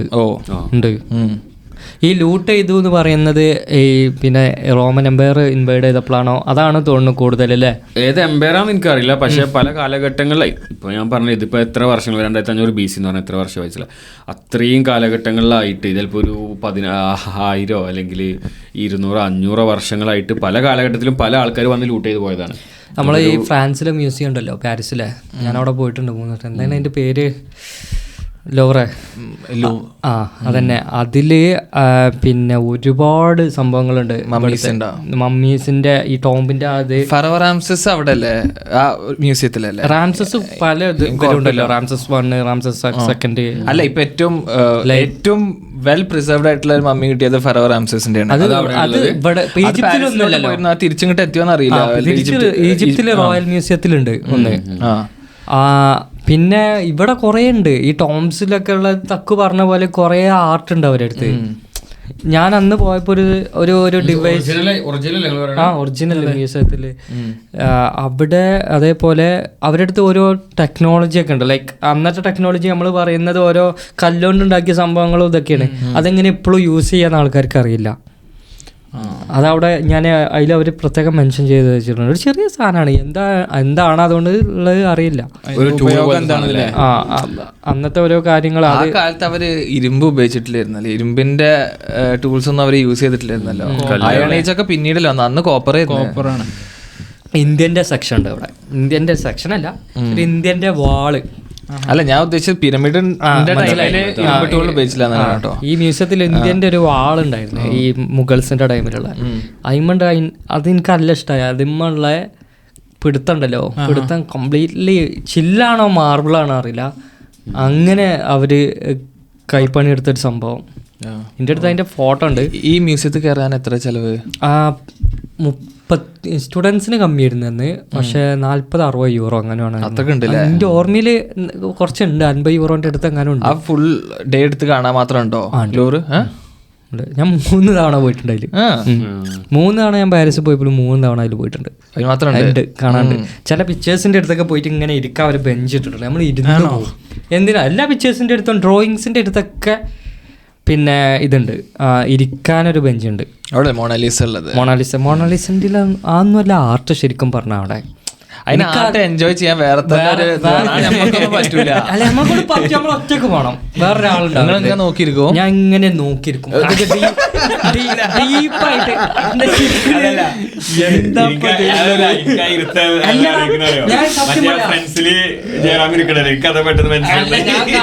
ഒരു കാര്യം പറഞ്ഞുതരാം, ഞാൻ ഇരിക്കാൻ കാരണം ഒരു കാര്യം, ഇത് തല മിന്നും എനിക്ക്. ഇതിങ്ങനെ നോക്കി ഡീപ്പ് മീനിങ് ആണ് ഇതിനൊക്കെ. ഉള്ളിക്കുള്ളിക്ക് നമ്മളിങ്ങനെ നോക്കി പോവാ. ലോക്കിന്റെ പിക്ചറാണ് അത്. അതിന്റെ എക്സ്പ്ലനേഷൻ കൊടുത്തിക്കണോ? അതിന്റെ അർത്ഥം ആരാ എഴുതിയത് എന്നൊക്കെ വരച്ചത് എന്നൊക്കെ ഉണ്ടാവും. അപ്പൊ റിയൽ ഈവന്റ് ബേസ്ഡ് ആണ് ഇതൊക്കെ വരച്ചിട്ടുള്ളത്. അപ്പൊ നമ്മൾ ആലോചിച്ച് പോവും അന്നത്തെ കാര്യം എന്താണ്. അന്നത്തെ നമുക്ക് എല്ലാവർക്കും ഒരു ആഗ്രഹമുള്ള കാര്യമാണല്ലോ അന്നത്തെ എന്താണെന്നുള്ളത്. അത് ഈ പിക്ചേഴ്സിലൂടെയാണ് അവരൊക്കെ റെപ്രസെന്റ് ചെയ്തിട്ടുള്ളത്. അപ്പൊ അത് കാണുമ്പോ ഒരു അത്ഭുതം തന്നെയാണ്. അന്നത്തെ അവരുടെ ഡ്രസ്സ്, വലിയ പിക്ചേഴ്സ് ഉണ്ടാവും, അതിൽ അത്രത്തോളം ക്യാരക്ടേഴ്സ് ഉണ്ടാവും. 100-50 ക്യാരക്ടേഴ്സ് ഉണ്ടാവും. ആ റൂം ഉണ്ടാവും, അവിടുത്തെ ചെയേഴ്സ് ഉണ്ടാവും, അവിടെ എന്തെങ്കിലും മൃഗങ്ങളുണ്ടെങ്കിൽ അത് പെറ്റ്, അതെല്ലാം ഉണ്ടാവും. ഇതൊക്കെ നമ്മൾ നോക്കിയിരിക്കും. നോക്കിയിരിക്കുമ്പോൾ നമുക്ക് ഒറ്റ നിന്ന് നോക്കാൻ പറ്റില്ല എന്തായാലും. ഇത് അറിയാതെ തല മിന്നി പോകുന്നത്. തല മിന്നെ പറഞ്ഞാൽ ആ ഒരു മന്ദപ്പ് ഫീൽ ചെയ്യും നമുക്ക്. വലിയൊരു ഫ്രെയിമാണ്, അതിലൊരു സ്റ്റോറി മൊത്തം അത് ഇരുന്ന് കാണുന്ന വേണം. ഒരു തലക്കുന്ന് ഇരുന്ന് കാണണം, അപ്പോഴുള്ള അതിന്റെ ഒരു ഇത്. അത് നമ്മളിപ്പം വേറൊരാളുടെ പോരെ പറഞ്ഞിട്ടുണ്ടെങ്കിൽ അപ്പോൾ കണ്ടറിഞ്ഞ് പോയതാണ്, വെറുതെ അല്ലാതെ. ഫസ്റ്റ് ഞാൻ പോയപ്പോൾ അനീസിന്റെ ഒപ്പം പോയി, പിന്നെ ഞാൻ 2 വട്ടം ഒറ്റക്ക് പോയി. പാരീസ് നിങ്ങൾക്ക് ഇഷ്ടപ്പെട്ടോ മൊത്തത്തില്? പൊതുവെ എല്ലാവരും പറഞ്ഞ ഒരു വൃത്തിയില്ലാത്ത സ്ഥലമാണ്. പാരീസ് 2 ഭാഗമാണ് പാരീസിനുള്ളത്. പൈസ ഉള്ളവന് നല്ല വൃത്തിയുള്ള സ്ഥലം കിട്ടും, ഇല്ലാത്തവന് കാര്യങ്ങളൊക്കെ അല്ലേ ഉണ്ട്. പൈസ അന്ന് ഞാൻ അവിടെ പോയപ്പോൾ എൻ്റെ ഫ്രണ്ട് ഗൗതമി അവിടെ വന്നിരുന്നത്. അവള് വേറെ വന്നാ അവളുടെ അടുത്ത് നിന്ന് പൈസ തട്ടിപ്പറിച്ച് മേടിച്ചു ഓടി. അവിടെ അവള് വിട്ട് അവള് ഞാൻ ഉണ്ടായിരുന്നു, ഞാൻ അവിടെ എത്തി. അവളും ഞാനും ഇൻഷുറൻസ് ആയിട്ട് അവിടെ എത്തിയതാണ്. എനിക്ക് അവളുള്ളത് അറിയില്ല. എന്നെ വിളിച്ചു പറഞ്ഞു എൻ്റെ അടുത്ത് നിന്ന് ഇങ്ങനെ പൈസ ഇതാക്കി ഓടി. ആൾക്കാരുടെ അടുത്ത് നിന്ന് ഫോൺ എടുത്ത് ഓടുന്നുണ്ട്. അവിടെ ഈ ഈഫൽ ടവറിന്റെ ചുറ്റുപുറം നടന്നിട്ട് നമ്മൾ പൂരപ്പറമ്പിൽ പോയ പോലെ. എന്താ വെച്ചാൽ ഇമിഗ്രൻസ് വന്നിട്ട് അവിടെ ചെറിയ ചെറിയ ഇത് വിൽക്കും. പിന്നെ അത് വിൽക്കും. ഈ പാരീസിന്റെ ചെറിയ സുവനീർ അത് വിൽക്കും. പിന്നെ റൊമാനിയക്കാരുണ്ട്, റൊമാനിയയിൽ നിന്നുള്ള റെഫ്യൂജീസോ ഈ ഭാഗത്ത് ജിപ്സീസ് കൂടുതൽ. അവർ നമ്മളെ ഈ കളികളുണ്ടല്ലോ പൈസ വെച്ചിട്ടുള്ള ഗാംബ്ലിങ്സ് കളി, അത് ഇങ്ങനെ കളിക്കും. അവരെ ആൾക്കാർ തന്നെ കളിക്കുക. ഒരു 5-6 ആൾക്കാർ കളിക്കുന്നുണ്ടാവും. ഇത് പൈസ കൊടുക്കുന്നതും ഇതിൻ്റെ കളി വെക്കുന്ന ആളൊക്കെ സെയിം ടീമാണ്. എന്നിട്ട് അവർ നമ്മളെ ആകർഷിക്കാൻ വേണ്ടിയിട്ട് ഇതിങ്ങനെ കളിക്കും. ഇവർ ഇയാൾക്ക് ഇങ്ങനെ പൈസ പോകുന്നത് പോലെ കാണിക്കും ഇതിൻ്റെ ഓണർക്ക്. എന്നിട്ട് നമ്മളെടുത്ത് വന്ന് ചോദിക്കും, എൻ്റെ അടുത്ത് വന്ന് ചോദിക്കുക, ഇതിലേതിൽ വെച്ചാലേ പൈസ കിട്ടുന്നുണ്ട് എനിക്ക് അറിയിക്കും. നമ്മൾ പറഞ്ഞെടുത്തിട്ടുണ്ടെങ്കിൽ കിട്ടും. ഇജ്ജ് കളിച്ചു നോക്കുന്നാന്ന് അറിയാം അയാള്. അങ്ങനെ ആളെ പിടിക്കുന്ന എന്തൊക്കെ തരികിടകളാച്ചിട്ട് അതിൻ്റെ അടിയിൽ. അങ്ങനെ ഒരു സൈഡുണ്ട് പാരീസിൻ്റെ. പിന്നെ നല്ല ഹോട്ടൽസും ഒരുപാട് വ്യൂ കിട്ടണ, ഈഫൽ ടവറിൻ്റെ വ്യൂ കിട്ടണ സംഭവങ്ങളും. അവിടെ വേറെ എന്തൊക്കെയാ ചെയ്തു പാരീസിൽ? അവിടെ ഒരു സ്ഥലം ഞാൻ പോയി, എനിക്ക് നല്ല ഇഷ്ടമായി. പക്ഷെ അതിൻ്റെ പേര് ഞാൻ ആലോചിക്കുന്നില്ല. ഫുള്ള് അസ്ഥികൂടം കൊണ്ടുണ്ടാക്കിയ ഒരു തുരങ്കം. ഫുള്ള് മനുഷ്യന്റെ അസ്ഥികൂടം റിയൽ സംഭവം. നല്ല ഡീപ്പായിട്ട് അടിയിക്ക് പോയിട്ട് അത് എന്തിനാണ് ഉണ്ടാക്കിയതെന്ന് ഞാൻ ഓർക്കണില്ല. അത് ഞാൻ നല്ല ടയർഡായിട്ടാണ് പോയത്. പണ്ടത്തെ കാലത്ത് ഉണ്ടാക്കിയതാ, വളരെ പണ്ടത്തെ കാലത്ത് ഉണ്ടാക്കിയതാ. എന്നിട്ട് അതിലിങ്ങനെ നമുക്ക് 1 കിലോമീറ്റർ ഒക്കെ നടക്കാണ്ട്, 1 കിലോമീറ്റർ ഉണ്ടെന്നാണ് എൻ്റെ ഓർമ്മയിൽ. ഫുള്ള് മനുഷ്യന്റെ എല്ലുകൾ മാത്രം വാളൊക്കെ ആയിട്ട്. അങ്ങനത്തെ ചർച്ചുകൾ ഇപ്പോഴും ഉണ്ട്. പോളണ്ടിലുണ്ട് മനുഷ്യന്റെ അസ്ഥികൂടം കൊണ്ടുണ്ടാക്കിയ ചർച്ച്. കംപ്ലീറ്റ്ലി മനുഷ്യന്റെ അസ്ഥികൂടം ചർച്ച്, മനുഷ്യന്മാരുടെ. ഇന്റീരിയർ ഇങ്ങനെ ഡിസൈൻ ചെയ്ത് വെച്ചിട്ട് അല്ല, ശരിക്കുള്ളത് കൺസ്ട്രക്ഷൻ വാള് വെച്ചിട്ട് കല്ലിന് പകരം ഇതായിട്ട് വെച്ചിക്കുക. അത് പോളണ്ടിലുണ്ട്. ഉറപ്പാണോ?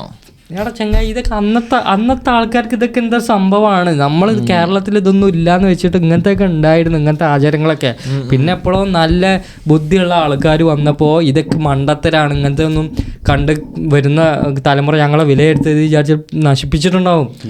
അന്നത്തെ കാലത്ത് റിച്വൽസോ ഭാഗമായിട്ടുണ്ടാവും ഈ ഇത് എടുത്തേക്കലും അങ്ങനെയൊക്കെ. ഇപ്പം ഈ നമ്മൾ പിരമിഡ് തന്നെ പറയുകയാണെങ്കിൽ പിരമിഡ് ചെറുതായിട്ട് വന്നേ കാര്യം. ഒരാൾ മരിച്ചപ്പോൾ അതിൻ്റെ മേലെ ഒരു ട്രയാങ്കിളിൽ എന്തെങ്കിലും കല്ല് വെച്ചിട്ടുണ്ടാവും. പിന്നെ അത് വലുതാക്കി പൈസ ഇല്ലയോ വലുതാക്കി വന്ന് ലാസ്റ്റ് രാജകുടുംബം ഇന്ത്യ തന്നെ വലുതാവണമെന്ന് വന്നത് അങ്ങനെ വന്നതാവാം ആയിരിക്കാം. ഇതിപ്പോ ഒരു പുതിയ കോൺസ്പിറസി നമ്മളിറക്കിയതാണ്. അതായത് ഞാൻ പറഞ്ഞു നിൽക്കുന്ന ടൈമിൽ തന്നെ ആള് ജീവിച്ചിരിക്കുന്ന ടൈമിൽ തന്നെ പിരമിഡിന്റെ പണിയും കാര്യങ്ങളും, അതായത് എങ്ങനെയാണ് പിരമിഡ് വേണ്ട കാര്യങ്ങളൊക്കെ സ്റ്റാർട്ട് ചെയ്തിട്ടുണ്ടാവും. അതാ ഞാൻ പറഞ്ഞ എന്തായാലും ഒരു ചെറിയ കൺസെപ്റ്റ് ഒന്നും വന്നാലേ ഒറ്റ രാത്രി കൊണ്ട് ഒരാൾ ഉറങ്ങി നീച്ച് രാവിലെ ആയപ്പോ എനിക്കിത് വേണമെന്നാണ് വന്നാവില്ല എന്തായാലും.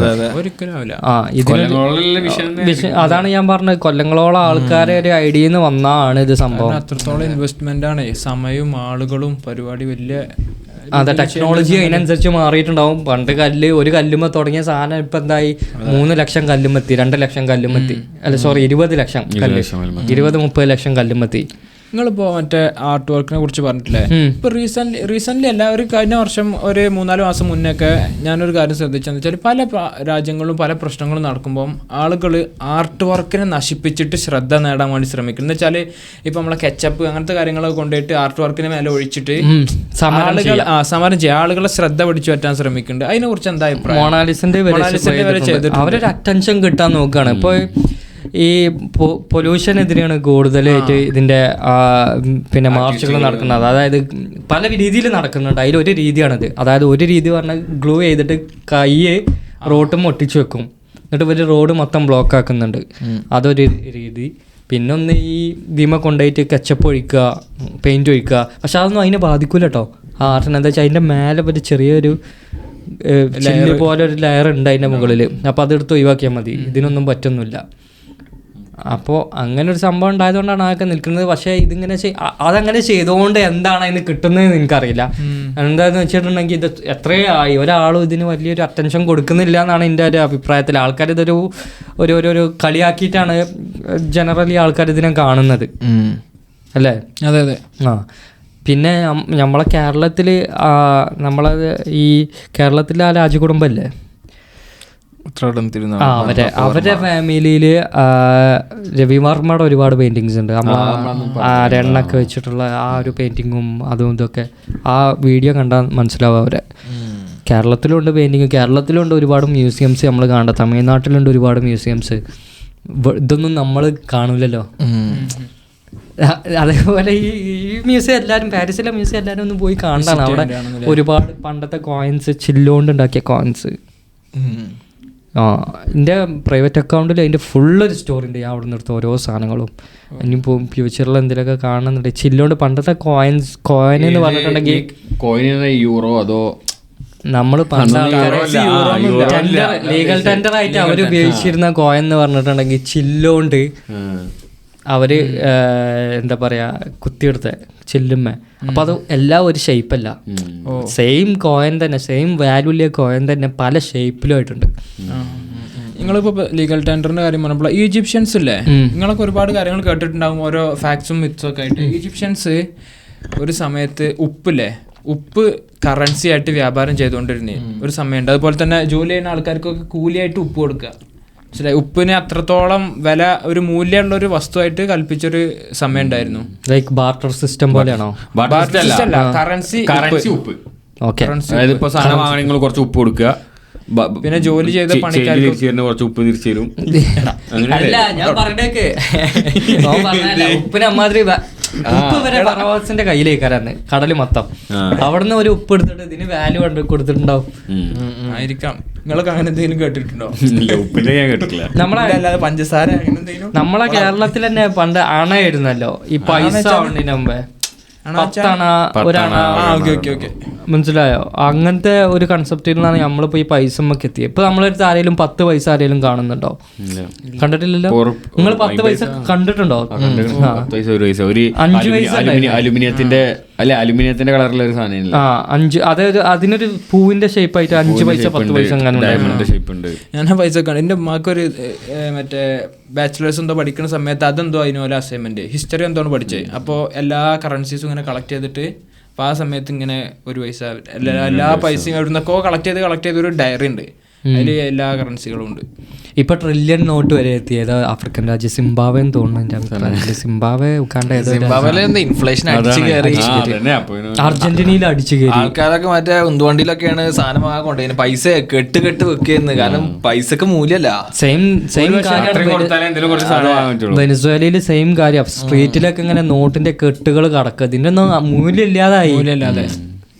ഒരു പക്ഷേ ചെയ്യണമെന്ന് വെച്ചാൽ വീണ്ടും പുതിയ കറൻസി ഇങ്ങനെ ഇൻട്രൊഡ്യൂസ് ചെയ്യാൻ ശ്രമിക്കുകയാണ്. $1 ട്രില്യൺ വെച്ചാൽ ഓരോ പുതിയ നോട്ട്സ് ഇങ്ങനെ ഇൻട്രൊഡ്യൂസ് ചെയ്യാൻ ശ്രമിക്കുകയാണ്. ഇൻഫ്ലേഷൻ കയറിയിട്ട് ഇപ്പോ നമ്മള് $100 ഉപയോഗിക്കുന്നതിന് പകരം 1,00,000 നോട്ട് ഉണ്ടാവും. അങ്ങനെ അതേക്കാരം ഉപയോഗിക്കുക. അതേപോലെ തന്നെ 5 രൂപയുടെ നോട്ടുണ്ടായിരുന്നു. അത് നല്ല രസമുള്ളൊരു നോട്ടായിരുന്നു. പക്ഷെ അതിപ്പോഴും ഉണ്ട് തോന്നുന്നു. എപ്പോഴും ഉണ്ടല്ലോ, അതൊക്കെ ഇപ്പോഴും ഉണ്ട്. 5, 2, 1 ഒക്കെ ഇപ്പോഴും എടുക്കും.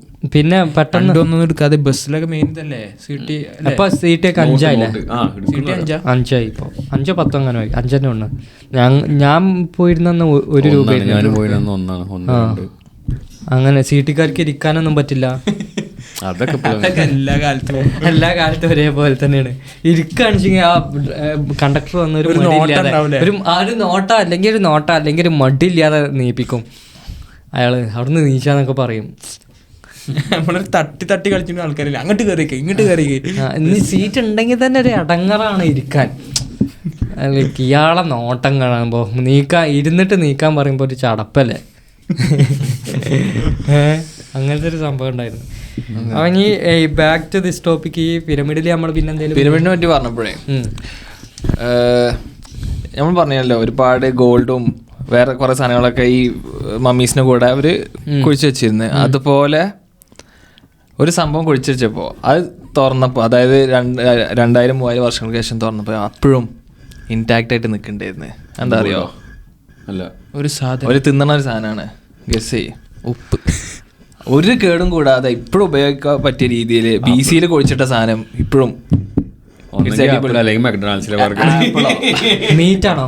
നീറ്റൊന്നല്ല, മീറ്റ് അല്ലെങ്കിൽ പിന്നെന്താ? ലോകത്തിൽ കേട് കൂടാതെ നിൽക്കുന്ന ഒരു സാധനമാണ്. തേനാണോ? യെസ്, തേനാണോ? അന്നത്തെ BC 2000 BC-യിൽ കുഴിച്ചിട്ട തേൻ ഇപ്പോഴും ഒരു കേടും കൂടാതെ അതിൽ കിടക്കുന്നുണ്ട്. അത്രത്തോളം തേന്റെ പവർ എന്ന് പറഞ്ഞാ. ഓക്കെ, അത്രയും പ്യൂർ ആണല്ലേ. ആ തേനൊക്കെ ലേലം വെച്ചിട്ടുണ്ടെങ്കിൽ ഒരുപാട് പൈസ അതിനൊക്കെ വിൽക്കാൻ. അല്ല അതൊക്കെ അല്ല ഇത് അതേപോലെ ഞാൻ ഇങ്ങനെ മക്ഡൊണാൾഡ്സിനെ ഊക്കിയാണ്ടുള്ള റീലാണ്. അതിലിങ്ങനെ പറയണ്ടല്ലോ, മക്ഡൊണാൾഡ്സിന്റെ ബോക്സ് തുറന്നിട്ട് അതിന് ബണ്ണും പാറ്റിയൊക്കെ എടുക്കും. ഒരു കാണിച്ചിട്ടുണ്ട് എത്രയോ 10 വർഷം 20 വർഷമായിട്ടും കേട് വന്നിട്ടില്ല, ഇതാണ് നിങ്ങൾ കഴിക്കണമെന്നൊക്കെ ചോദിച്ചിട്ട്. നമ്മള് കഴിക്കലുണ്ട് കേട്ടോ, ഞാനും കഴിക്കും. ഞാൻ ഇപ്പൊ കഴിഞ്ഞ ആഴ്ച കൂടി കഴിച്ചിട്ടുള്ളൂ. ഈ മീറ്റ് പറയാൻ ഞാൻ കാരണം എന്താ അറിയോ, ഈ കൊറിയൻ്റെ കൺട്രീസിൽ ഒരു കുറേ കാലം വെച്ചിട്ട് കേടരാത്തൊരു മീറ്റ് പ്രിസർവ് ചെയ്യുന്ന ഒരു സെറ്റപ്പ് ഉണ്ട്. അതിന് നല്ല വിലയാണ്. അത് ഇവിടെയൊക്കെ ഉപ്പിലും ബട്ടലൊക്കെ ഒരു ബ്ലാക്ക് കളറായിട്ട് ഞാൻ അവരുടെ ഷോപ്പ് കയറിയപ്പോ കണ്ടിന്യൂ ഈ 30 വർഷം 40 വർഷം പഴക്കല്ല ബീഫ്. 30 വർഷം അത്രയും തൂക്കിട്ട് അടിയിൽ എഴുതി വെച്ചിരുന്നത്. നല്ല ടേസ്റ്റാന്നാ പറയാന്. അതെ, അതിന്റെ ടേസ്റ്റ് വ്യത്യാസമുണ്ട്. അതേപോലെ ഞാൻ യൂട്യൂബിൽ ഒരു ബൂം ബാഗ് എന്ന് പറഞ്ഞ ഒരാളുണ്ട് ഇതേപോലെ ചെയ്യണം. മൂപ്പര് ഇതേപോലെ അത് ഇത്രയൊന്നും അല്ല, പക്ഷെ ബൂംബാങ് മൂപ്പര് ചെയ്യണം. മൂപ്പര് ഇതുപോലെ ഏജ് ചെയ്ത ബീഫ് കഴിക്കണമൊക്കെ വീഡിയോസ് ഒക്കെ ഉണ്ടായിരുന്നു. അങ്ങനെ ഉപയോഗിക്കും ഈ ഏജ് ചെയ്ത ബീഫ്. ഈ പിന്നെ ഇവരെ സിനിമാസ് കുറെ വന്നിട്ടുണ്ടല്ലോ, ഈജിപ്തിൻ്റെത് മമ്മീന്റെ തന്നെ പല റീമേക്സ്. ജുമാൻജിന്റെയും ഏതൊക്കെ ഭാഗങ്ങളിൽ കാണിക്കണ്ടല്ലോ. ജുമാൻജിയിലുണ്ട്, എനിക്കറിയില്ല. മറ്റേ ഇതുണ്ട് മാർവലിൻ്റെ ഒരു റീസെൻ്റ് ഒരു മൂവി ഇറങ്ങിയിരുന്നു, എന്താ അതിൻ്റെ പേര് ഞാൻ പറഞ്ഞു. അത് പക്ഷേ അതിലൊരു പണ്ടത്തെ ഒരു ഇവരെ ദൈവമൊക്കെ ഉണ്ട് അതിൽ, മറ്റേ ഇവരെ ഈ ഈജിപ്ഷ്യൻ ദൈവമൊക്കെ ഉണ്ട് അതിൽ. അപ്പോൾ അങ്ങനെ കുറേ മൂവീസിൽ ഇത് വന്നിട്ടുണ്ട്. ഈജിപ്ത് കുറേ മൂവീസിൽ, ഹോളിവുഡ് മൂവീസിൽ തന്നെ വന്നിട്ടുണ്ട്, ഒരുപാട് ഫേമസ്. ഈ ക്ലിയോപാട്രനെ കുറിച്ച് നിങ്ങൾ ആരെങ്കിലും എന്തെങ്കിലും അറിയോ? കേട്ടിട്ടുണ്ട് ഞാൻ. അവരുടെ നെറ്റ്ഫ്ലിക്സിലൊരു മൂവി എങ്ങാനും വന്നില്ലേ? ഇവരൊക്കെ ഉണ്ടല്ലോ ഈ ഇൻസെസ്റ്റ് പ്രാക്ടീസ് ചെയ്തിരുന്ന ആൾക്കാരായിരുന്നു ഈജിപ്ഷ്യൻസ്. അതായത് ഇവരുടെ ഈ അധികാരം പുറത്തേക്ക് പോകാതിരിക്കാൻ ഇവര് ഫാമിലി തന്നെ, അതായത് ക്ലിയോപാട്രക്ക് 21-ാം വയസ്സിൽ തന്നെ കല്യാണം കഴിച്ചത് 10-ാം വയസ്സുള്ള ബ്രദറിനെയായിരുന്നു. അതുകൊണ്ട് ഇവർക്ക് ഒരുപാട് ഡിസീസും ഇപ്പൊ നേരത്തെ അല്ലേ തൂത്തൻഖാമൂനില്ലേ, ആൾക്ക് ഒരുപാട് വൈകല്യങ്ങൾ ഉണ്ടായിരുന്നു ഈ ഇൻബ്രീഡിങ് നടക്കണോണ്ട്. മക്കളെ തന്നെ കല്യാണം കഴിക്കണവരുണ്ടല്ലോ ഇഷ്ടംപോലെ. ഒരു മകളെ കല്യാണം കഴിച്ചു, പിന്നെ അടുത്ത മകളെ കല്യാണം, അങ്ങനെയൊക്കെ അങ്ങനെ ഒരു പ്രാക്ടീസ് ഉണ്ടായിരുന്നു അല്ലേ അന്ന്, ഇൻസെസ്റ്റ്. അത് ആൻഷ്യന്റിൽ നമ്മൾ പല ഹിസ്റ്ററി എടുത്താലോ ഈ രാജഭരണത്തിലൊക്കെ ഇംഗ്ലണ്ടിലൊക്കെ അങ്ങനെ നടന്നില്ലല്ലോ. ഈ റോമൻ എംപയർ അത് വന്നിട്ട് ഇൻവൈഡ് ചെയ്തിട്ടില്ലെങ്കിൽ എന്തെല്ലാം ടെക്നോളജി, എന്തെല്ലാം കാര്യങ്ങൾ നമുക്ക് ഈ ഒരു നമ്മളെ തലമുറക്കൊക്കെ ഉപകാരപ്പെട്ടിരുന്നില്ലേ. അന്ന് തന്നെ അനീസ് പറഞ്ഞിട്ടുള്ള റോമൻ എംപയർത്തെ ടെക്നോളജി ഇല്ലായിരുന്നോ, മറ്റേ വെള്ളം പമ്പ് ചെയ്യുന്നത്, അത്ര ക്ലീൻ വെള്ളം. അത് പറഞ്ഞ അന്നത്തെ കാലത്തെ ടെക്നോളജി എന്ന് പറയുന്നത് നമ്മള് ഇപ്പത്തെ കാലത്തെ ടെക്നോളജി നമ്മൾ രണ്ട് രീതിയിലാണ് പോണത് അല്ലേ? അതെ. ഇപ്പൊ നിങ്ങൾക്ക് ഇങ്ങനെ തോന്നുന്നുണ്ടോ, ഇപ്പൊ നമ്മൾ ഡിസൈൻസ് ഒക്കെ കുറെ മിനിമൽ ആക്കുന്നോറും കുറേ കാര്യങ്ങൾ നമുക്ക് നഷ്ടപ്പെട്ടു പോകുന്നുണ്ട്, ട്രഡീഷൻ നഷ്ടപ്പെട്ടു പോകുന്നുണ്ട്. ഇപ്പോൾ ഫോർ എക്സാമ്പിൾ പറയുകയാണെങ്കിൽ ഇപ്പോൾ ഒരു നമ്മളെ വാതിലിൻ്റെ ഒരു ലോക്ക് പിടിക്കണേ, അത് പണ്ടത്തെ ഡിസൈനും ഇപ്പോഴത്തെ ഡിസൈനും നോക്ക്, ഹാൻഡിൽ ജസ്റ്റ് മിനിമലാക്കി. അതേപോലെ ആർട്ട് വർക്ക് എന്തെങ്കിലും ഉണ്ടായിരുന്നു. വേറെ എക്സാമ്പിൾ ഞാൻ കണ്ടിട്ടുണ്ട്, അതായത് ഈ വീട്ടിന്റെ കോണിന്റെ ഒക്കെ റെയിൽ ഉണ്ടല്ലോ, അത് ഇതേപോലെ ഇപ്പൊ മിനിമൽ സ്റ്റൈലാണല്ലോ, എന്തെങ്കിലും ജസ്റ്റ് ഒരു പീസ് പോലെ. പക്ഷെ അന്ന് നമുക്ക് പറഞ്ഞാൽ കുറച്ച് ഭയങ്കര ഡിസൈനും പൂക്കളും പിന്നെ പിടിയൊക്കെ ഇങ്ങനെ വേറെ സ്റ്റൈലിൽ. പിന്നെ അതേപോലെ ഒരു വാട്ടർ വെള്ളം ഡ്രെയിനേജിന്റെ ഒരു പൈപ്പ്, അതൊക്കെ അങ്ങനെ ഇപ്പോൾ ജസ്റ്റ് ഒരു പൈപ്പ് PVC പൈപ്പ് മാത്രം ഇപ്പോഴത്തെ കാലത്ത്. പക്ഷെ പണ്ടെന്ന് പറഞ്ഞു കഴിഞ്ഞാൽ അത് കറക്റ്റ് ഒരു അയൺ കൊണ്ട് ഉണ്ടാക്കിയ, എന്നിട്ട് അതിന്റെ ഓപ്പണിങ്ങിന്റെ അവിടെ ഒരു സിംഹത്തിന്റെ വായ പോലെയൊക്കെ ആണല്ലോ പണ്ടൊക്കെ ഉണ്ടായിരുന്നത്. അതേപോലെ നമ്മളെ വീടുകളൊക്കെ ഒരു ബോക്സ് ഡിസൈനിൽ വന്നപ്പോൾ എല്ലാ വീടുകളും നാട്ടിലൊക്കെ ഉണ്ടാക്കുന്നത് ഒരേ ഡിസൈനിലാണ് ഒരുപാട് വീടുകൾ വരുന്നത്. കൊറേയൊക്കെ കോസ്റ്റ് എഫക്റ്റീവ് എന്ന് പറഞ്ഞ സാധനം ഇതിലുണ്ട്. ഇതാകുമ്പോ കോസ്റ്റ് കുറവാണ്, മറ്റേതാകുമ്പോ കോസ്റ്റ് കൂടുതലും അല്ലേ ഇന്നത്തെ കാലത്ത്. അത് മാത്രല്ല ആൾക്കാർക്ക് ഒരു മിനിമൽ ആയിട്ടുള്ള അങ്ങനെ ഒരു ചിന്ത വന്നു, എന്തുകൊണ്ടാണ് എനിക്കറിയില്ല. അപ്പൊ ട്രെൻഡ് അതാണെന്ന് വേണമെങ്കിൽ പറയാൻ പറ്റും. ഇപ്പൊ ഫോൺ ബൂത്ത്സ് ഒക്കെ നോക്കി, UK ഉണ്ടായിരുന്ന ഫോൺ ബൂത്ത്സ് ഒക്കെ റെഡ് അത് അന്നും ഇന്നും ആൾക്കാർക്ക് ഇഷ്ടമാണ് അത് കാണുന്നത്. പക്ഷെ ഇപ്പോഴത്തെ ഫോൺ, നമ്മൾ കുറച്ച് കാലം മുമ്പൊക്കെ ഉണ്ടായിരുന്ന ഫോൺ ബൂത്ത് എങ്ങനെയായിരുന്നു, ജസ്റ്റ് ഒരു പെട്ടിക്കൂട്. അതേപോലെ നമ്മളെ ഈ സ്റ്റീലിൻ്റെ ഇതുണ്ടല്ലോ, നമ്മളെ ഈ സ്ട്രീറ്റിലൊക്കെ നടക്കുമ്പോൾ വെച്ചിട്ടുള്ള അതന്നെ, അതൊക്കെ എന്ത് ഡിസൈനാണ് അതിമേ. ഇപ്പോൾ ജസ്റ്റ് ഒരു സ്റ്റീലായി മാറി, ആ മുകളിലോട്ടും താഴോട്ടും പോകണ്ടേ. മുമ്പ് അത് എന്തുമാത്രം നല്ല ഡിസൈനായിരുന്നു. ഈ ഫൗണ്ടൈൻസിൻ്റെ കാര്യം പറഞ്ഞപ്പോൾ റോമൻ എംപയറിലുണ്ടായിരുന്നത്. ഇപ്പോൾ നമുക്ക് ഫൗണ്ടൈൻസ് ഇല്ല, ജസ്റ്റ് ഒരു സിങ്ക് കൊടുത്തിട്ടൊരു ബേസ് മാത്രം. അല്ല, ഇങ്ങനെ ഒരുപാട് ടെക്നോളജീസും പിന്നെ നിങ്ങൾ പറഞ്ഞ പോലെ ആർട്ട് വർക്ക്സ് ഒക്കെ ഒരുപാട് ഇല്ലാതായി പോകുന്നുണ്ട്. പ്രശ്നം എന്ന് പറയുന്നത് നമ്മൾ നാടിനോടുള്ള സ്നേഹം നമുക്കുണ്ടാവും, പോവും, നഷ്ടപ്പെടും. എന്താ കാരണം വെച്ചിട്ടുണ്ടെങ്കിൽ നമ്മളെ നാട്ടിലൊരു ഒരു ബോംബ് വന്ന് വീണിട്ടുണ്ടെങ്കിൽ ആൾക്കാർക്ക് ഒരു വിഷമം. മുമ്പൊക്കെ എന്ന് പറഞ്ഞിട്ട് ഞാൻ നാട് ആൾക്കാരെല്ലാവരും കൂടി ബിൽഡ് ചെയ്താണ് അവിടുത്തെ ഡിസൈന്, അവിടുത്തെ എല്ലാ കാര്യങ്ങളും മൊത്തം. അവിടെ വന്നുകൊണ്ട് വലിയൊരു ബോംബ് വീണിട്ടുണ്ടെങ്കിൽ ഇവർക്ക് ആകെപ്പാടൊരു സങ്കടം ഉണ്ടാവും, മൊത്തത്തിൽ ഉണ്ടാവും. അത് നഷ്ടപ്പെട്ടല്ലോ, ഞങ്ങൾക്ക് ഇത്രയും നല്ലൊരു സ്വർഗ്ഗമായൊരു സ്ഥലം ഇന്ന് നമ്മളെ നാട്ടിൽ വന്ന് വീഴാണിച്ചുണ്ടാവുമോ?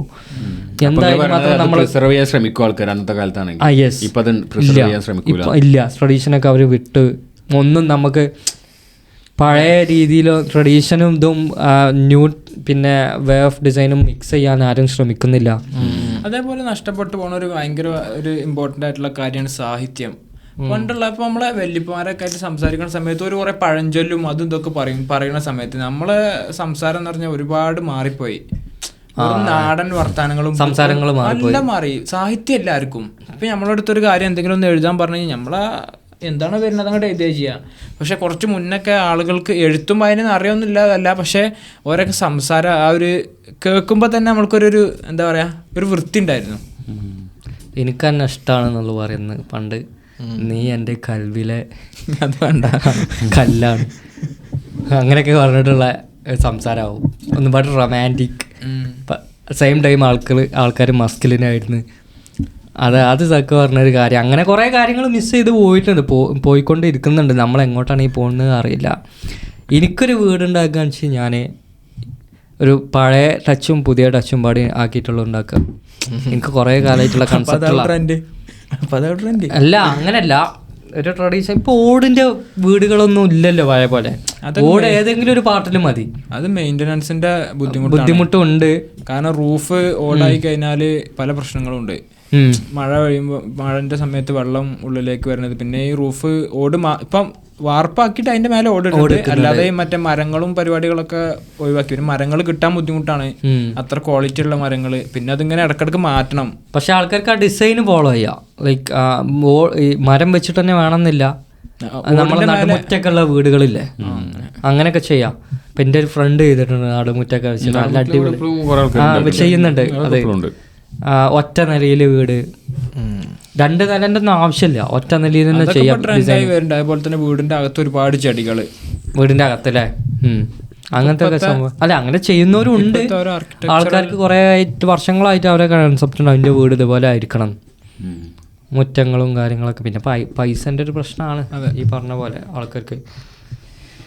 അതേപോലെ തന്നെ പിന്നെ ടെക്നോളജി ലോകത്ത് എന്ത് ടെക്നോളജിക്കൽ അഡ്വാൻസ്മെന്റ് പറഞ്ഞപ്പോൾ നിങ്ങൾ പറഞ്ഞു മറ്റേ നാസന്റെ ഇതുണ്ടായിരുന്നല്ലോ. നാസ പക്ഷെ ആ കൺസെപ്റ്റ് ഒരു കുറെ മുന്നേ പുറത്തു വിട്ടിട്ടുണ്ട്. പക്ഷെ അത് ഇംപ്ലിമെന്റ് ചെയ്യാൻ പോവാണെന്ന് പറയുന്നുണ്ട്. ഇപ്പോൾ എന്താ വെച്ചാല് മൂന്നിൽ ഇപ്പൊ നിലവില് എന്താ നമ്മൾ ഇൻവെസ്റ്റൻസ് നടത്തിക്കൊണ്ടിരിക്കുകയാണ്. മൂന്നിൽ പല പ്രൊജക്ടുകൾ ചെയ്യുന്നുണ്ട്, പല സാധനങ്ങൾ ഉണ്ടാക്കിക്കൊണ്ടിരിക്കുന്നത്, കൺസ്ട്രക്ഷൻസ് നടക്കുന്നുണ്ട്.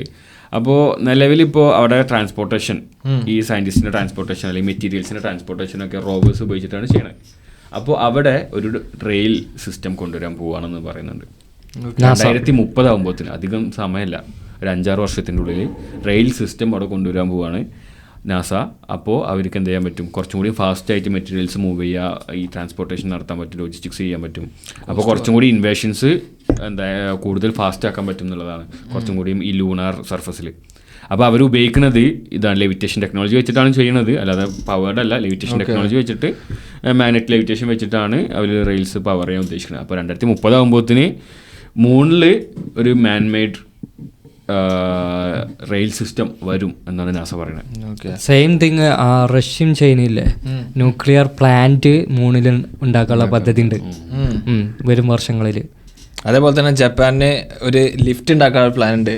ഭൂമിന്ന് സ്പേസ് അത് പക്ഷെ അതിന്റെ കൺസെപ്റ്റ് ഒക്കെ വന്നിട്ടുണ്ട്. 90,000 കിലോമീറ്റേഴ്സ് സഞ്ചരിക്കണ ലിഫ്റ്റ്. അത് 2025 അതിന്റെ പണി തുടങ്ങുക. $5 to $7 billion ആണ് അതിന്റെ കോസ്റ്റ്. ശരിക്കും അതിന്റെ പണി ഉണ്ടോ? പ്ലാൻ ഉണ്ടെന്ന് പറഞ്ഞിട്ട് അവര് പുറത്ത് കിട്ടുന്ന ന്യൂസ് എന്താ അറിയില്ല. ഒരുപാട് ഇൻവെസ്റ്റേഴ്സ് ഉണ്ട്. ഇപ്പൊ നാസന്റെ പ്രൊജക്റ്റിലൊന്നും നാസ അല്ല ഇൻവെസ്റ്റ് ചെയ്യണേ. റെയിൽവേന്റെ നാസന്റെ ഫണ്ട് ഉപയോഗിച്ചിട്ടല്ല. ഇപ്പൊ ഈ സ്പേസ് പ്രൊജക്ട്സ് ഒരു എല്ലാത്തിലും ഇൻവെസ്റ്റേഴ്സ് ഉണ്ട് എന്നുള്ളതാണ്. എത്രയോ ബില്യൺസും ട്രില്യൺസും മുടക്കി പാകിസ്ഥാന്റെ ലാൻഡ് ചെയ്തല്ലോ മൂണില്. പക്ഷെ അവർ ചൈന റഷ്യ ടെക്നോളജി സഹായത്താലാണ് ചെയ്തിട്ടുള്ളത്. എന്താ ആലോചിച്ച് നോക്കി, നമുക്ക് ലിഫ്റ്റ് കയറാ, സ്പേസ് പോവാ, ആ ലിഫ്റ്റ് ഇടയിൽ വന്ന് നിന്നാലോ അല്ലെങ്കിൽ എത്ര 19,000 കിലോമീറ്റേഴ്സ്. പക്ഷെ അത് ഹൈപ്പർ ലൂപ്പിന്റെ ടെക്നോളജി വെച്ചിട്ടായിരിക്കും മേലക്കല്ല പോവാ. അത് റോക്കറ്റ് പവേർഡ് ആക്കേണ്ടി വരും. അല്ലാതെ അങ്ങനെ അത്ര ഇതൊരു 20 ടൺസ് വരെ ക്യാരി പറ്റുന്ന പറയുന്നത്. അതല്ല, ഇതെങ്ങനെയാണ് നിൽക്കതിന് തൂണ് കൊടുത്ത് ഏറ്റവും സ്ട്രോങ്സ്റ്റ് ഫൗണ്ടേഷൻ അതിന് യൂസ് ചെയ്യുന്നത്. അത് അത്ര ഹൈറ്റേക്ക് ഇത് കൊടുക്കണമെന്നുണ്ടെങ്കിൽ ഭൂമിക്ക് എത്ര തുറക്കണം, ഭൂമിന്റെ അപ്പുറത്തേക്ക് എത്തുമല്ലോ തുറന്ന് ഫൗണ്ടേഷൻ ഇടുമ്പോത്തിന്. ഫൗണ്ടേഷന്റെ കാര്യമില്ല, ഫൗണ്ടേഷൻ ഓക്കെ നമുക്ക് നിർമ്മിക്കാൻ വിചാരിക്കാം. പക്ഷെ ഇത് മുകളിലോട്ട് പോകുന്ന ഇതിന് സപ്പോർട്ട് കൊടുക്കണ്ടേ? അത് എത്ര മുകളിൽ നിന്ന് സപ്പോർട്ട് ഇങ്ങനെ സൈഡിലോട്ട് കൊടുത്തു പോരണം. അങ്ങനെ സിസ്റ്റം, അതിന്റെ സിസ്റ്റം എങ്ങനെയാന്നുള്ള കൂടുതൽ ഡീറ്റെയിൽസും പുറത്തുവിട്ടു. ഞാൻ കേസ് പറയട്ടെ, ഇത് നിങ്ങൾ പറയുന്ന സപ്പോർട്ട് എന്ന് പറഞ്ഞു കഴിഞ്ഞാല് നമ്മളെ ഈ അറ്റ്മോസ്ഫിയറിലല്ലേ ഇത് സപ്പോർട്ടിന്റെ ആവശ്യമുള്ളൂ, അതിന്റെ അപ്പുറത്ത് സപ്പോർട്ടിന്റെ ആവശ്യമില്ലല്ലോ. അറ്റ്മോസ്ഫിയർ എന്ന് ഉദ്ദേശിച്ചത് നമ്മുടെ ഭൂമിന്റെ ബ്ലാങ്കറ്റിനാണ് അറ്റ്മോസ്ഫിയർ എന്ന് പറയാം. അറ്റ്മോസ്ഫിയർ അല്ലല്ലോ, ഔട്ടർ സ്പേസ് അല്ലേ. ഔട്ടർ സ്പേസിൽ പിന്നെ ഇതിന് സപ്പോർട്ട് ഉണ്ടല്ലോ, അത് നിൽക്കൂലേ. അപ്പൊ അതിന്റെ അടിയിൽ വരുന്ന സംഭവം ആടൂലേ. കാറ്റ് എവിടെ? ഔട്ടർ സ്പേസിലുള്ള കാറ്റ് അല്ല, ഈ ഭൂമിയിലുള്ള അതാണ് ഞാൻ പറഞ്ഞത്. ഇപ്പൊ നമ്മള് കവുങ്ങ് ഇങ്ങനെ വെച്ചു, ഇങ്ങനെ കടന്ന് ആടൂലേ. കവുങ്ങ് ഇങ്ങനെ കുത്തി വെച്ചിട്ടുണ്ടെങ്കിൽ അത് ആടൂലേ. അതിനല്ലേ നമ്മള് സപ്പോർട്ട് കൊടുക്കണം. മോളിന്നൊരു സപ്പോർട്ട് കൊടുത്താ പോരെ? മോളിന്ന് അടിക്ക് സപ്പോർട്ടോ? നടുവിൽ എന്താ ചെയ്യാ?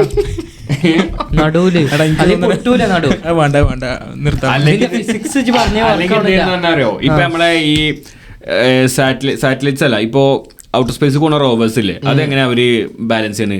അതിന് കണ്ടിട്ടില്ലേ ഈ സ്പേസ് ഷിപ്പിലൊക്കെ കണ്ടിട്ടില്ലേ, സൈഡിൽ നിന്ന് ഇങ്ങനെ പവർ ഇങ്ങനെ ഇടയ്ക്ക് ഇങ്ങനെ കാറ്റ് കൊണ്ട് എടുക്കണോ? സ്പേസ് ഷിഫ്റ്റ് എങ്ങോട്ട് തിരിയണമെന്നുണ്ടെങ്കിൽ ഇവിടുന്ന് ഇങ്ങനെ പവർ കൊടുക്കും. ഇത് മൂവ് ചെയ്യണ എങ്ങനെയാന്ന് മനസ്സിലായി. അതേപോലെ ഇത് സപ്പോർട്ട് ചെയ്ത് നിർത്തേണ്ടി വരും, അങ്ങനെ ഒരു പവർ ഫുൾ ടൈം കൊടുത്തിട്ട്. ഇത് കുറെ കാര്യങ്ങളുണ്ട്. ഇത് എത്രത്തോളം പ്രാക്ടിക്കലാന്ന് അറിയില്ല. അവരങ്ങനെ അനൗൺസ്മെന്റ് ചെയ്തിട്ടുണ്ട്. ഇപ്പൊ നമ്മളെ ഇതില്ല, ലൈനില്ല പ്രൊജക്ട്, അത് ചുരുക്കി. പക്ഷെ വീണ്ടും അവര് അവിടുത്തെ ഒരു മിനിസ്റ്റർ അപ്ഡേറ്റ് ചെയ്ത് ചുരുക്കിയിട്ടില്ല. 100 മൈലിന്റെ മുകളിൽ തന്നെ ഉണ്ടാവും ഇതിന്റെ നീളം എന്നുള്ളത്. എന്താ ന്യൂസ് അങ്ങനെ വരാൻ കാരണം?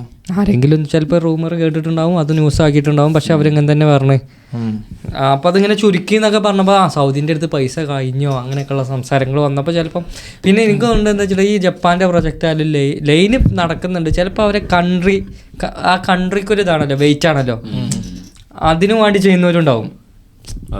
അങ്ങനെ ചെയ്യുന്ന കുറേ പബ്ലിസിറ്റി വേണ്ടിയിട്ട് ചെയ്യുന്നവരുണ്ടാവും. അതൊരു ഇതാണ് എൻ്റെ കൺട്രി പവർഫുൾ ആണെന്ന് കാണിക്കാൻ വേണ്ടിയിട്ട്. അതുകൊണ്ടാണല്ലോ ഒരുപാട് സ്പേസ് പ്രൊജക്റ്റുകൾ ചെയ്യുന്നത്. നമ്മളതിനെ ആലോചിക്കും ചിലപ്പോൾ എന്തിനാണ് അത്രയും പൈസ ചിലവാക്കുന്നത് എന്നൊക്കെ. കുറേ അങ്ങനെ ഒരു രീതിയിൽ ചിന്തിക്കുന്നവരുണ്ട്.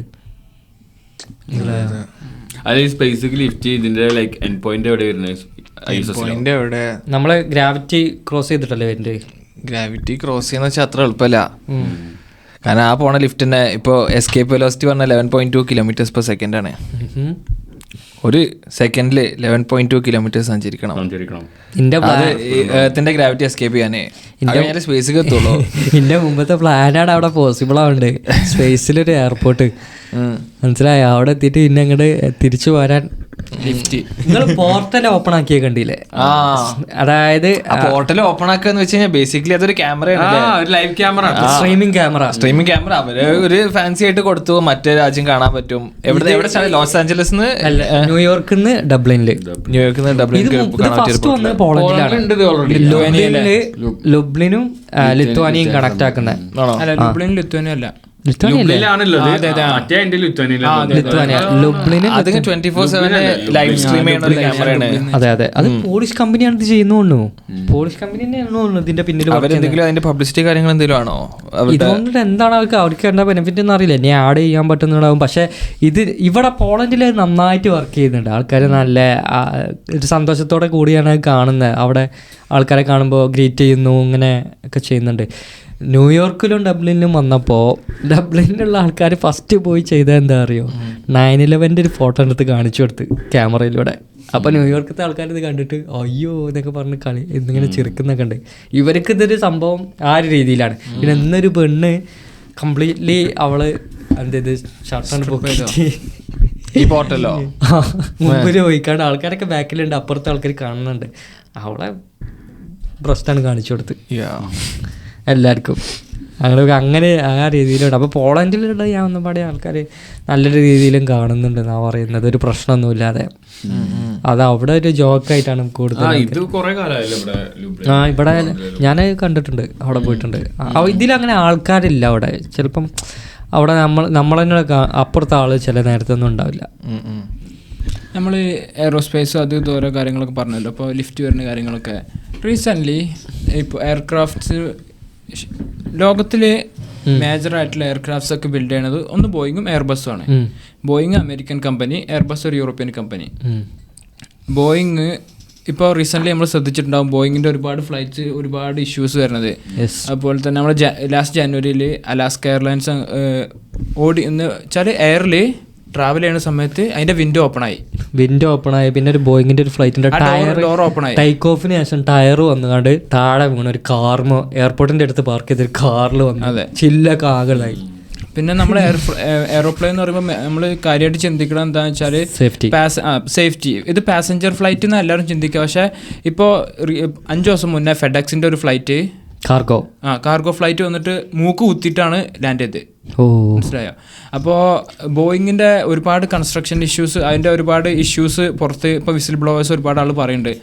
അൽജസീറയാണ് ഫസ്റ്റ് വീഡിയോ ആയിട്ട് അതിൽ ചോദിക്കണം എന്താ വെച്ചാൽ അൽജസീറിന്റെ ആള് ക്യാമറ ആയിട്ട് ഹിഡൻ ക്യാമറ ആയിട്ട് ഇതിന്റെ അകത്ത് ചെന്നിട്ട് ഇവരെ ഈ പ്രൊഡക്ഷൻ സെന്ററിന്റെ അകത്ത് ചെന്നിട്ട് കാര്യങ്ങൾ ചോദിക്കുകയാണ്, നിങ്ങൾ ഈ ബോയിങ്ങിൽ ഫ്ലൈ ചെയ്യാൻ തയ്യാറാണോന്ന്.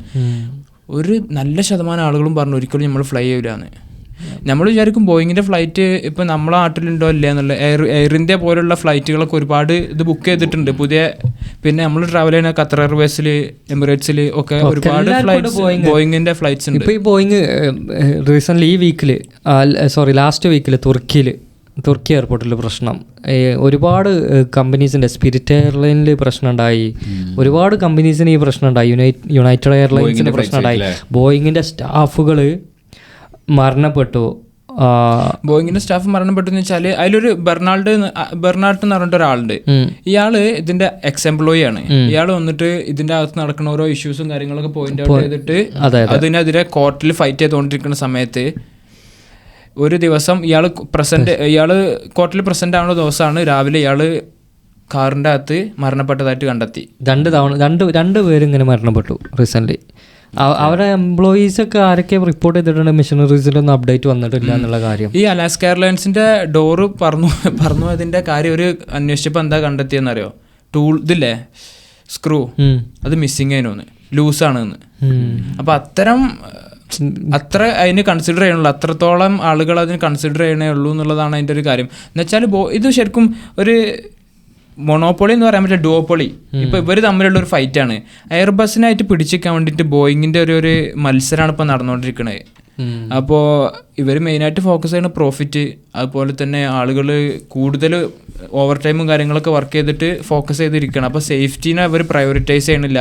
പിന്നെ അമേരിക്കൻ ഏജൻസീസ് ഇവർക്ക് സർട്ടിഫിക്കേഷൻസും കാര്യങ്ങളൊക്കെ ഈസി ആക്കി ചെയ്തു കൊടുക്കുകയാണ് എന്നുള്ള സ്റ്റഡീസൊക്കെ ഇപ്പോൾ റീസെൻ്റ്ലി വന്നിട്ടുണ്ട്. അപ്പോൾ അതുകൊണ്ടൊക്കെയാണ് ബോയിങ്ങിൻ്റെ ഫ്ലൈറ്റിൽ ഇത്രത്തോളം ഇഷ്യൂസ് വരുന്നത്. ബോയിങ്ങിൻ്റെ സ്റ്റോക്ക് നല്ല താന്നു പോയി. ഇപ്പോൾ ട്വിറ്ററിലൊക്കെ ഭയങ്കര ചർച്ച നടക്കുന്നുണ്ട്. ആളുകൾ പറയുന്നത് വെച്ചാൽ if it's A Boeing I and flying. അതേപോലെ ബോയിങ് ഇല്ലേ ഫ്ലൈയിങ് കാർസ് നിർമ്മിക്കാൻ പോകുന്നത് 2030 മുതൽ. അത് അവർ അനൗൺസ് ചെയ്ത്. അതെ, മീംസ് വരുന്നുണ്ട്. ബോയിങ് കമന്റ് വന്നേ. ഒരു റോങ് സമയത്തായി പോയി ഒരു പറയണത്. പിന്നെ അതുപോലെ തന്നെ നമ്മൾ എയ്റോപ്ലെയിൻ്റെ ഇഷ്യൂസ് പറയുന്ന സമയത്ത് നമ്മൾ ഇന്ത്യയിൽ നോക്കിക്കഴിഞ്ഞാൽ ഇപ്പോൾ ഒരുപാട് ഇഷ്യൂസ്, സമരങ്ങളും പ്രശ്നങ്ങളും കാര്യങ്ങളൊക്കെ. ടാറ്റ ഇന്ത്യയിൽ മെയിനായിട്ട് എടുത്ത് നോക്കിക്കഴിഞ്ഞാൽ സർവീസസ് നടത്തുന്ന ഓൾമോസ്റ്റ് 8 എയർലൈൻസ് ആണ്. Spice jet, IndiGo, air India express എന്നൊക്കെ പറഞ്ഞിട്ട്. Tata, Vistara, air India express, air Asia, ഈ 4 ഫ്ലൈറ്റ്സും ടാറ്റ അക്വയർ ചെയ്തിട്ട് ടാറ്റൻ്റെതും പിന്നെ അക്വയർ ചെയ്തതുമായിട്ടുള്ള ഫ്ലൈറ്റ്സുകളാണ്. ഈ ടാറ്റൻ്റെ മെയിൻ ഒരു എയിം എന്താണെന്ന് വെച്ചാൽ ഒരു പ്രീമിയം ക്ലാസ് എന്ന് പറയുന്ന രീതിയിൽ കുറച്ച് ടോപ്പ് ക്ലാസ് ആയിട്ട് എയർ ഇന്ത്യനെയും വിസ്താരനെയും ലിസ്റ്റ് ചെയ്യാം. അതുപോലെ തന്നെ എയർ ഏഷ്യനെയും എയർ ഇന്ത്യ എക്സ്പ്രസിനെയും കുറച്ചൊരു ചീപ്പ് എക്കണോമിക് ക്ലാസ് എന്നൊക്കെയുള്ള രീതിയിൽ ചെയ്യുക എന്നുള്ളതാണ്. 2025 കൂടി ഇവർക്ക് ഈ പ്ലാന് എക്സിക്യൂട്ട് ചെയ്യണം എന്നുള്ളതാണ്. അപ്പോൾ ഈ എല്ലാ ഫ്ലൈറ്റ്സിലും പല പല പേയ്മെൻറ്റ്സ് ആയിരുന്നു ഇവരെ എംപ്ലോയീസിനും കാര്യങ്ങളൊക്കെ. അപ്പം എല്ലാം കൂടെ കമ്പൈൻ ചെയ്തിട്ട് ഒരൊറ്റ സിസ്റ്റത്തിലേക്ക് കൊണ്ടുവരുന്ന സമയത്ത് പല എംപ്ലോയീസിനും, ചില എംപ്ലോയീസിനൊക്കെ ഓൾമോസ്റ്റ് 50% ഓഫ് ദി പേ കട്ടായി പോവാണ് പുതിയ പേയ്മെൻറ്റ് സിസ്റ്റം വെച്ചിട്ട്. അപ്പോൾ റീസെൻ്റ്ലി ഇപ്പോൾ നമ്മളൊക്കെ എല്ലാവരും ശ്രദ്ധിച്ചിട്ടുണ്ടാവും, ഇപ്പോൾ പല കൊച്ചിയിൽ നിന്നും ബാംഗ്ലൂരിൽ നിന്നൊക്കെ ഉള്ള GCC രാജ്യങ്ങളിലേക്കൊക്കെ ഫ്ലൈറ്റ്സ് ക്യാൻസലായി, ഒരുപാട് ആളുകൾ ജോലി പോകുന്നു, ഹോസ്പിറ്റൽ കേസ്, അങ്ങനത്തെ ഒരുപാട് കാര്യങ്ങൾ പറയുന്നുണ്ടല്ലോ. എന്താ സംഭവം എന്ന് വെച്ചാൽ ഫ്ലൈറ്റ്സിലുള്ള എംപ്ലോയീസ് പണി മുടക്കിയെന്ന് വെച്ചാൽ 300 പിന്നെ 100, 200, 300 ആൾക്കാർ ഒരുമിച്ച് അങ്ങോട്ട് സിക്ക് ലീവ് അടിക്കുക എംപ്ലോയീസ്. പർപ്പസ്ലി ചെയ്യല്ലേ, സെയിം പേ ചെക്ക് ആവാൻ വേണ്ടിയിട്ട്. ഒരു പറയാണ് അവർക്ക് പലർക്കും പേ നഷ്ടപ്പെട്ടു. പേ ചെക്ക് ആണ് പുതിയ പ്രൊപ്പോസ് ചെയ്യണത്. അപ്പൊ പഴയ വിസ്താരയിലും മറ്റു എയർലൈൻസിലൊക്കെ വർക്ക് ചെയ്തുകൊണ്ട് ആളുകൾക്ക് നല്ല രീതിയിൽ ഓരോ പേരിനെ അത് ഇമ്പാക്ട് ചെയ്യുന്നുണ്ട്. അപ്പോൾ അവർക്ക് ആദ്യം കിട്ടിക്കൊണ്ടുന്നത് 100 ആണെങ്കിൽ അത് 50 ആയി ചുരുങ്ങേണ്ട എംപ്ലോയീസ് വരെ ഉണ്ട്. അപ്പോൾ അവരൊക്കെ പണി മുടക്കാണ്. അപ്പോൾ അതിന് എതിരെ ഇപ്പോൾ എയർ ഇന്ത്യ റീസെന്റ് ഒരു ലെറ്റർ കൊടുത്തിട്ടുണ്ട്, പല ആളുകൾക്കും പിരിച്ചുവിടൽ നോട്ടീസൊക്കെ അയച്ചിട്ടുണ്ട് എന്നാണ് ഇപ്പോൾ റീസെന്റ് ഞാൻ ന്യൂസിൽ കണ്ടത്.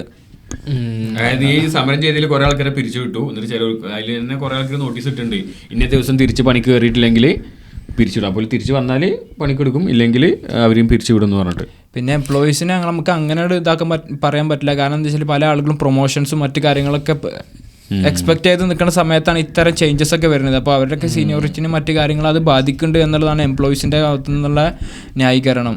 കുറേ ആൾക്കാർ കോഴിക്കോട് എയർപോർട്ടിലൊക്കെ കുടിക്കാൻ വീഡിയോസ് ഉണ്ടായിട്ടുണ്ട്. അതെ, ഞാൻ ഇപ്പോൾ ഇതൊക്കെ ഇങ്ങനെ കേൾക്കുന്ന സമയത്താണ് കോവിഡിൻ്റെ സമയത്ത് നഴ്സുമാർ അത്രത്തോളം വിജിലൻ്റായിട്ട് വർക്ക് ചെയ്ത് ഇങ്ങനെ ആലോചിക്കണം. ഇപ്പോൾ ഇവർ ഈ പണി മുടക്കുന്നത് കൊണ്ട് ഒരുപാട് ആളുകൾ കഷ്ടപ്പെടുന്നുണ്ട്. എയർപോർട്ടിലൊക്കെ ആളുകൾ കരയലും പ്രശ്നങ്ങളും ജോലി പോണത്, ഇങ്ങനത്തെ ഓരോ വിഷയങ്ങളുണ്ടല്ലോ.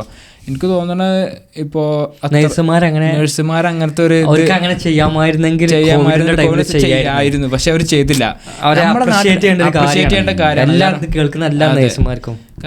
നാട്ടിലൊക്കെ നഴ്സുമാർ, അതെ, കാരണം നമ്മുടെ നാട്ടിലൊക്കെ നഴ്സുമാരെന്ന് വെച്ചാൽ അത്രയും ചെറിയ പേര് വർക്ക് ചെയ്യുക. പിന്നെ എപ്പോഴും എന്ന് വെച്ചാൽ ഇപ്പോൾ ഷിഫ്റ്റ് കഴിഞ്ഞോ എന്നുള്ളതല്ല, പേഷ്യൻറ്റിന് ആവശ്യമുണ്ട് ഒരു നിൽക്കുക, പിന്നെ ഒരുവിധം കാര്യങ്ങളൊക്കെ നല്ല രീതിയിൽ കൊളാബറേറ്റ് ആയിട്ട് ചെയ്യുക. ഇപ്പോൾ പുറത്തൊക്കെ ഇവിടെയൊക്കെ വന്നു കഴിഞ്ഞാൽ എനിക്കറിയില്ല, ഹോസ്പിറ്റലൊക്കെ പോയുള്ള അവസ്ഥ, ആളുകൾക്കൊന്നും ഒരു അപ്പോയിന്റ്മെന്റ് ഉണ്ടോ ഇല്ലേ, എന്നാ പോയിക്കോ. ഇവിടുത്തെ നഴ്സുമാർ തന്നെ അത് മാത്രമല്ല ഓർഗനൈസ്ഡ് ആണ് കുറച്ചുകൂടെ. ഓർഗനൈസ്ഡ് ആണെന്ന് വെച്ചാൽ നമ്മുടെ നാട്ടിൽ ഓർഗനൈസ്ഡ് ആണ്. നമ്മുടെ നാട്ടിൽ എന്താ പറയുക, ഇവിടുത്തെ പ്രൈവറ്റ് ഒക്കെ ഓർഗനൈസ്ഡ്, പക്ഷെ ഗവൺമെന്റ് ഹോസ്പിറ്റൽസ് ഷിഫ്റ്റ് കഴിഞ്ഞാൽ പകരം അവിടെ വേറെ നഴ്സ് ഉണ്ട്. പക്ഷെ മറ്റൊരുത്തെന്ന് പറഞ്ഞു കഴിഞ്ഞാല് 2 നഴ്സിനെ വേണ്ടടുത്ത് 1 നഴ്സിനെ വെച്ചുകൊണ്ടാണ് ഒരാൾ ചെയ്യണത്. അല്ലാത്ത സാഹചര്യങ്ങളുണ്ട് എന്ന് വെച്ചാൽ അത്യാവശ്യ സാഹചര്യങ്ങളിൽ ആളുകൾ നിൽക്കും. ഇവിടെ അങ്ങനെയല്ല. മനുഷ്യത്വങ്ങൾ നമ്മുടെ ആളുകൾക്ക് പൊതുവെ ഓവർ ടൈം എന്നൊക്കെ പറഞ്ഞാൽ ആവശ്യമുണ്ടെങ്കിൽ നമ്മൾ നിൽക്കാൻ തയ്യാറാണ്. പിന്നെ ഈ നഴ്സിംഗിൽ കൂടുതൽ ഫീമെയിൽസിനാണ് അത് ആ ഒരു രീതിയിൽ നമ്മളെ കേരളത്തിൽ ചെയ്യാൻ പറ്റിയിട്ടുള്ളത്. സക്സസ് ആയിട്ടുള്ള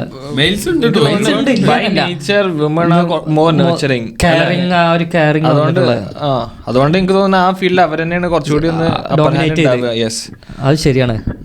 അപ്പൊ ഇതൊക്കെ പറഞ്ഞു വന്ന കാര്യം ഉണ്ടല്ലോ, അന്ന് അവർ സമരം ചെയ്തിരുന്നെങ്കിൽ നമ്മളൊക്കെ കുടുങ്ങിയിരുന്നു. കാരണം അവർക്ക് ആ സമയം അത്രയും സമരം ചെയ്യാൻ എന്തുകൊണ്ടും പറ്റിയൊരു സാഹചര്യമുള്ള സമയമാണ്. കാരണം അത്രക്കും അത്യാവശ്യമുള്ള സമയമാണ്. പക്ഷെ ഒന്നും ചെയ്യാൻ എല്ലാവരും നല്ല രീതിയിൽ കൊളാബറേറ്റ് ചെയ്ത് കാര്യങ്ങളൊക്കെ ചെയ്തത് അപ്രീഷിയേറ്റ് ചെയ്യേണ്ട ഒരു കാര്യം തന്നെയാണ്. അതെ, ഈ സ്റ്റോക്സിന്റെ കാര്യം പറഞ്ഞപ്പോൾ പാരിസ് ഈ ഗെയിം സ്റ്റോപ്പിന്റെ സ്റ്റോക്ക് ഇൻക്രീസ് ചെയ്താണ് 110% അടിച്ചു കയറി 2 വർഷം 3 വർഷത്തിന് ശേഷം അല്ലേ? അതെ, 2021 ആദ്യം ഇത് സർജ് ഉണ്ടായിരുന്നത്. അത് ഒരു ഷോർട്ട് സ്ക്വീസ് നടന്നിരുന്നു. അതായത് ഇൻസ്റ്റിറ്റ്യൂഷൻ ഇൻവെസ്റ്റേഴ്സ് ഒക്കെ ഈ സ്റ്റോക്ക് ഷോർട്ട് ചെയ്തു. അതായത് ഇവർ താഴോട്ട് പോകും എന്നുള്ള രീതിക്കാണ് അവര് പൈസ ഇട്ടിരുന്നത്. ആ ടൈമിൽ റീറ്റെയിൽ ഇൻവെസ്റ്റേഴ്സ് തിരിച്ച് എല്ലാരും കൂടി ബൈ ചെയ്തിട്ട് അതിന്റെ പ്രൈസ് കയറ്റി. റെഡിറ്റിൽ എന്തോ ഒരു അതെ, റെഡിറ്റ് കമ്മ്യൂണിറ്റി ഉണ്ടായിരുന്നു, അതിലാണ് നടന്നിരുന്നത്. അപ്പോ അതായത് അവരുടെ പൊസിഷൻസ് കവർ ചെയ്യാൻ വേണ്ടിയിട്ട് അവർ കൂടുതൽ സ്റ്റോക്സ് മേടിക്കും. ആ പ്രൈസ് നല്ല രീതിക്ക് ഇങ്ങോട്ട് കത്തി കയറും.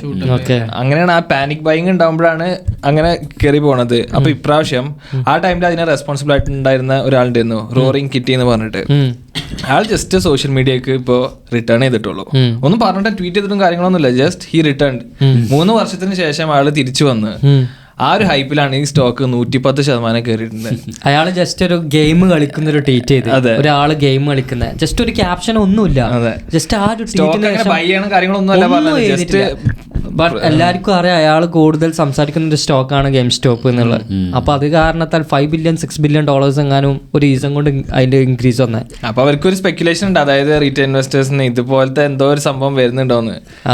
അതൊരു മീം സ്റ്റോക്കാണ്. അതായത് ഫൈനാൻഷ്യൽസും കാര്യങ്ങളൊന്നും അത്ര സ്ട്രോങ് കാര്യങ്ങളൊന്നും അല്ല, ജസ്റ്റ് ഇങ്ങനത്തെ ഒരു ഹൈപ്പും സ്പെക്കുലേഷൻസിനൊക്കെ ബേസിസിൽ ഇങ്ങനെ കത്തിക്കയറുന്ന ഓരോ സ്റ്റോക്സ് ആണത്. അത് എന്നിട്ട് ഒരു ദിവസം കൊണ്ട് 4 തവണയായിട്ട് അവർ സ്റ്റോപ്പ് ചെയ്തല്ലോ അവന്റെ ട്രേഡിംഗ് എങ്ങാനും. അത്രയും ആൾക്കാർ ഇൻസ്റ്റിറ്റ്യൂഷണൽ ഇൻവെസ്റ്റേഴ്സിന്റെ കാശ് അത്രത്തോളം പോയി. സാധാരണ റീറ്റെയിൽ ഇൻവെസ്റ്റേഴ്സ് പറയുകയാണെങ്കിൽ നമ്മളെ പോലത്തെ ആൾക്കാർ സാധാരണക്കാർ, മറ്റേതൊക്കെ ഹ്യൂജ് ഇൻസ്റ്റിറ്റ്യൂഷൻസും കാര്യങ്ങളൊക്കെ പൈസ. അതായത് ഇവര് ഷോർട്ടിൽ കൊടുത്ത അവര് ഷോർട്ട് ചെയ്ത സാധനം റീറ്റെയിൽ ഇൻവെസ്റ്റേഴ്സ് ബൈ ചെയ്തു. അപ്പൊ ആയി പോകും ഇത് അവരെ പൈസ. അങ്ങനെ അവരുടെ ആ പൊസിഷൻസ് കവർ ചെയ്യാൻ വേണ്ടിട്ട് അവർ വീണ്ടും വാങ്ങുമ്പോ ഇങ്ങോട്ട് കുതിച്ച് കയറുന്നത്. അതാണ് സംഭവം നടന്നത്. എന്നാ ഇനി വേറെ ഒന്നുമില്ലല്ലോ. നമുക്ക് എന്നാ ഇനി അടുത്ത എപ്പിസോഡിൽ കാണാം. എന്തെങ്കിലും ലൈക്ക് ഇപ്പൊ നമ്മൾ പിരമിഡ്സിനെ പറഞ്ഞ പോലെ എന്തെങ്കിലുമൊക്കെ ടോപ്പിക്സ് കമന്റിൽ ഇട്ടാൽ മതി.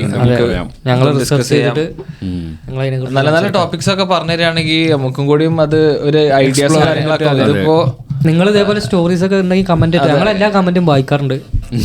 അല്ല, നമ്മൾ പൊതുവെ കമന്റ്സ് കൊടുക്കണം കുറവാണ്. അപ്പൊ അതിൽ തന്നെ ആൾക്കാർ പലരും റിപ്ലൈ, ഇവന്മാര് കമന്റ്സ് ഒന്നും നോക്കാറില്ല. നമ്മൾ നോക്കാത്തതൊന്നല്ല, എല്ലാ കമന്റ്സും വായിക്കുന്നുണ്ട്. പക്ഷെ എല്ലാത്തിനും റിപ്ലൈ കൊടുക്കാൻ എന്നാല് പോസിബിൾ അല്ല, നമ്മള് വേറെയും പണി ചെയ്യണ ആൾക്കാരാണ്. അതെ, അപ്പൊ നിങ്ങൾ എന്തെങ്കിലുമൊക്കെ സ്റ്റോറീസ് ഇതുപോലെ ഇൻട്രസ്റ്റിംഗ് സ്റ്റോറീസ് ഞാൻ എല്ലാം നോക്കാറുണ്ട്. ഇൻസ്റ്റാഗ്രാമിലുള്ള, ട്വിറ്ററിലും ഉണ്ടാവും ആൾക്കാർ. ഈ നോക്കിയിട്ടുണ്ടോ? ട്വിറ്ററും ടിക്ടോക്ക് ഒക്കെ ഒന്ന് ചെക്ക് ചെയ്ത് നോക്കണ്ടേ, ആൾക്കാരുണ്ടാവും. അയക്കണം മെയിൽസ് കുറെ വരാറുണ്ട്. ഇൻസ്റ്റാഗ്രാമില് പേഴ്സണലായിട്ട് DM ചെയ്യാം. അതെ, പറ്റുന്ന രീതിക്ക് ഞാൻ റിപ്ലൈ കൊടുക്കാറുണ്ട് എല്ലാം. അപ്പൊ ഇനി വേറൊരു എപ്പിസോഡിൽ കാണാം. Okay, by.